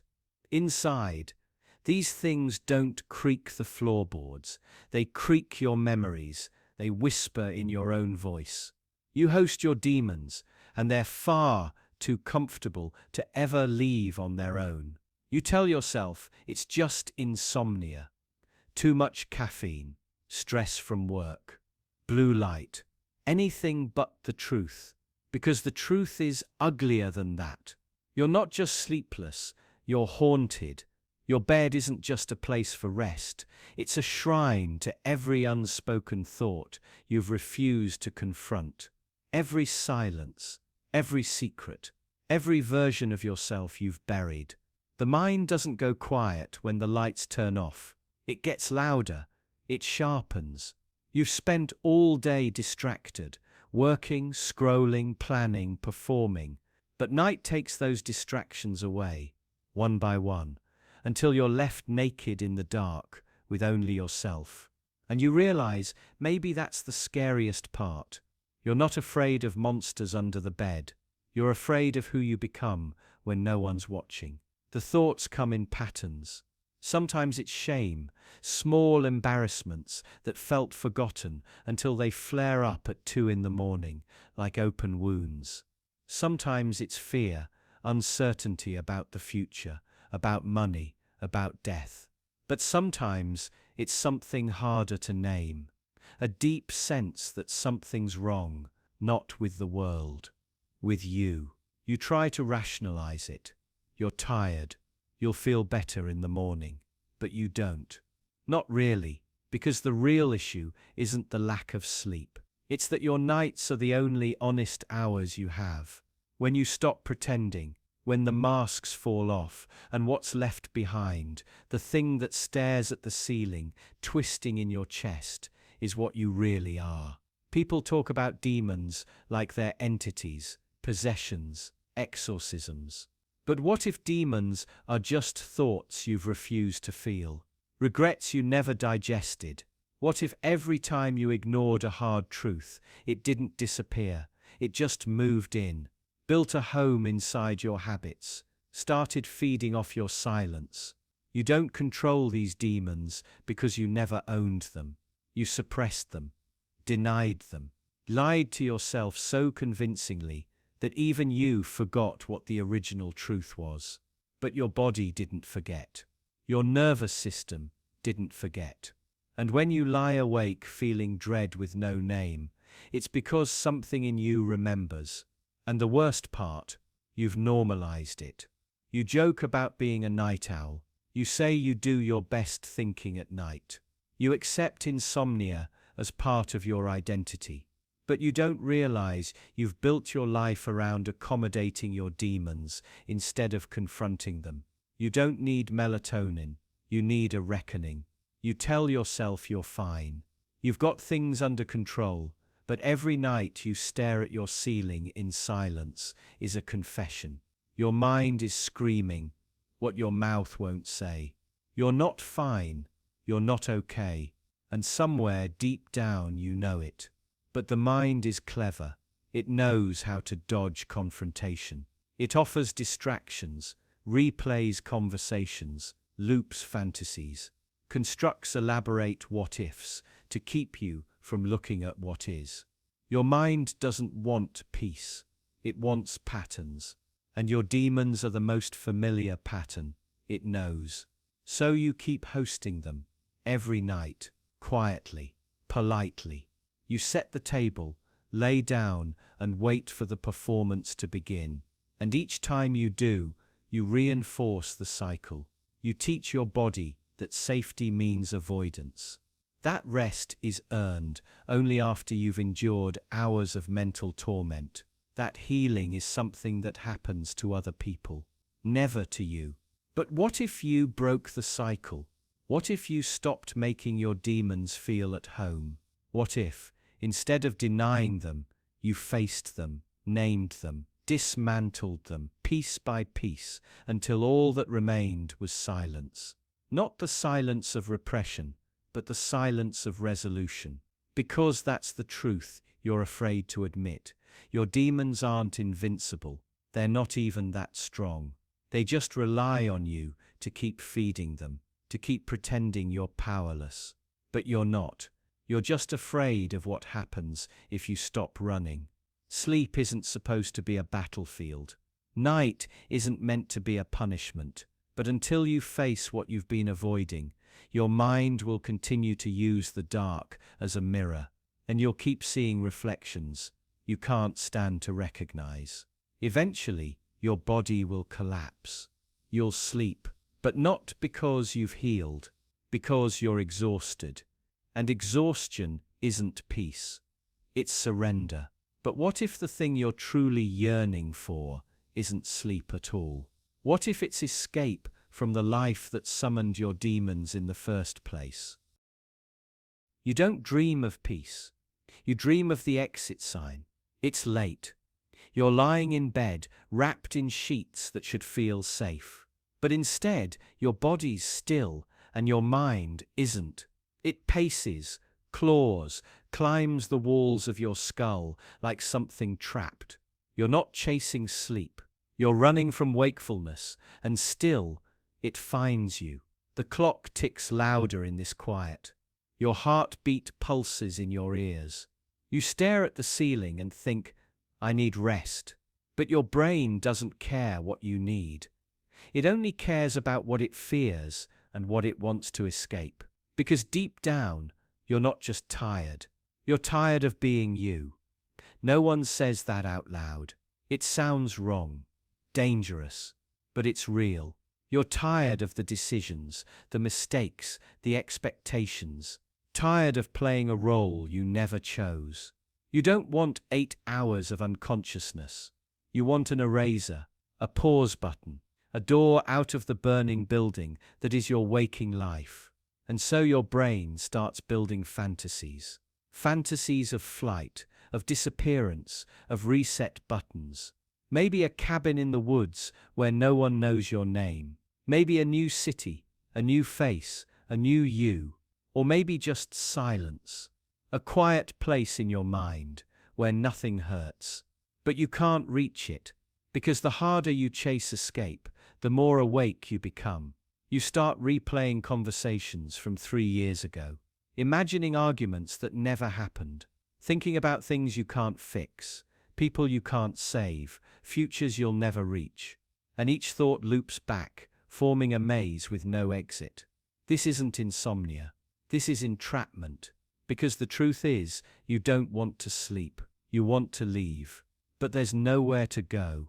You're caught between the life you've built and the self you buried to build it. You smile at people who don't know you're falling apart. You show up on time every day because that's what being functional means. You perform sanity like it's a play, hitting every mark with dead-eyed precision. And then night falls, and the stage goes dark, and there's no one left to perform for. Just you, the real you, the one that's breaking. You want to scream, but you're too polite. You want to cry, but you've trained yourself to be strong. You want to disappear, but you still have bills to pay. So instead, you lie still, paralyzed by the weight of a life you didn't design but can't escape. You think, maybe you're ungrateful. You have comfort, routine, maybe even love. But even comfort becomes a prison when you're not allowed to feel trapped. When people expect your gratitude to outweigh your grief. So you lie to yourself. You say you just need a break, a vacation, a few days off. But what you really need is to disappear without dying, to be reborn without the pain of transformation. You want to be new again or nothing at all. And that's why you can't sleep. Not because your bed isn't soft enough, but because your soul won't shut up. It's been screaming behind your smile for years, and now it's loud enough to wake the dead. You don't need melatonin. You need meaning. You don't need darkness. You need direction. But no one teaches you how to leave without abandoning everything. No one tells you how to start over without destroying what you've built. So you just keep lying there, night after night, stuck in a life you don't know how to escape, and too afraid to let it go. And slowly you begin to understand, escape isn't a destination, it's a process, a fight, an act of rebellion against the lie that you must keep being who you've always been. Maybe you can't leave tonight, maybe you can't vanish or start over or run away. But you can listen to the voice that wants out, not to silence it, but to understand it. Because maybe that voice isn't your enemy. Maybe it's the last honest part of you. And maybe that's the beginning of something. Not peace, not sleep, but truth. And truth, whispered in the dark, might be enough to guide you into the next world. And speaking of that world, what if you never fully return from it? What if every night you're slipping deeper into a place where the line between dream and self begins to dissolve? You're falling again. But this time, the sensation isn't sudden. It's slow, like drifting through water. You're not plunging into darkness, you're dissolving into it. Around you, familiar objects melt into abstraction. Your room warps, the ceiling tilts, the air thickens. You tell yourself it's just sleep, but part of you knows that's not quite true. You're slipping into a place where rules bend, time folds, and nothing holds its shape for long. This is where your mind goes when you're not watching. Sleep is supposed to be rest, recovery, a safe return to stillness. But for some people, maybe for you, it's more like a hallway with too many doors. Some of them creak open on their own. Some don't lead anywhere at all. And some, if you're not careful, swallow you whole. Because when your body rests, your mind doesn't just shut down. It opens up. You start off thinking about a text you forgot to reply to. Then it spirals. That text becomes a conversation you never had, which becomes a memory from years ago, which becomes a distorted scene where you're saying things you never said to people you haven't seen in a decade. Your subconscious hijacks the wheel, and suddenly you're in a theater of your own regrets. You try to wake up, but you're not even sure if you're asleep yet, or still awake, or somewhere in between. This is the space between worlds. The liminal, the in-between, where logic loses its footing and your thoughts leak out into the dark. Most people think of dreams as chaos, but they're not. They're loops, cycles, echoes of unresolved thoughts and unprocessed fears. They just don't wear the same clothes anymore. Your boss shows up wearing your father's voice. A childhood fear crawls out of a recent breakup. It all blends, it all merges, and you can't tell whether you're dreaming or remembering. The mind is a shapeshifter, and in this place, it plays tricks. You find yourself in a city you've never been to, but you know exactly where to go. You run from someone who never quite catches up, but never stops chasing. You speak in languages you've never learned. You die and wake up gasping, as if you needed to remind yourself you're still here. Still real. But are you? Because sometimes the dream doesn't end when your eyes open. The fog lingers. You brush your teeth, brew your coffee, go through your routine, but part of you is still drifting, still watching shadows move just a little too slowly, still hearing sounds that don't belong, like sleep didn't release you, like it left a fingerprint on your mind. And some mornings, you carry a feeling with you that you can't explain. Guilt, dread, a memory you didn't make, but that feels real anyway. The scar from a world you only visit in silence. This is the cost of slipping between realities. The bleed through, the blending. Sleep isn't just a biological function. It's a ritual, a crossing. And if you pay attention closely enough, you'll notice the seams between dreams and reality aren't sewn as tight as you were taught. There are nights when your mind builds entire worlds, populated with people who don't exist, but who feel as real as anyone you've ever loved. You know them. You miss them when you wake. You grieve for them without understanding why. And that's not just imagination. That's a fracture between what is and what could be, between the stories you live and the ones you only dream. Each night, you're given a key, and each morning, it's quietly taken back before you realize where you went.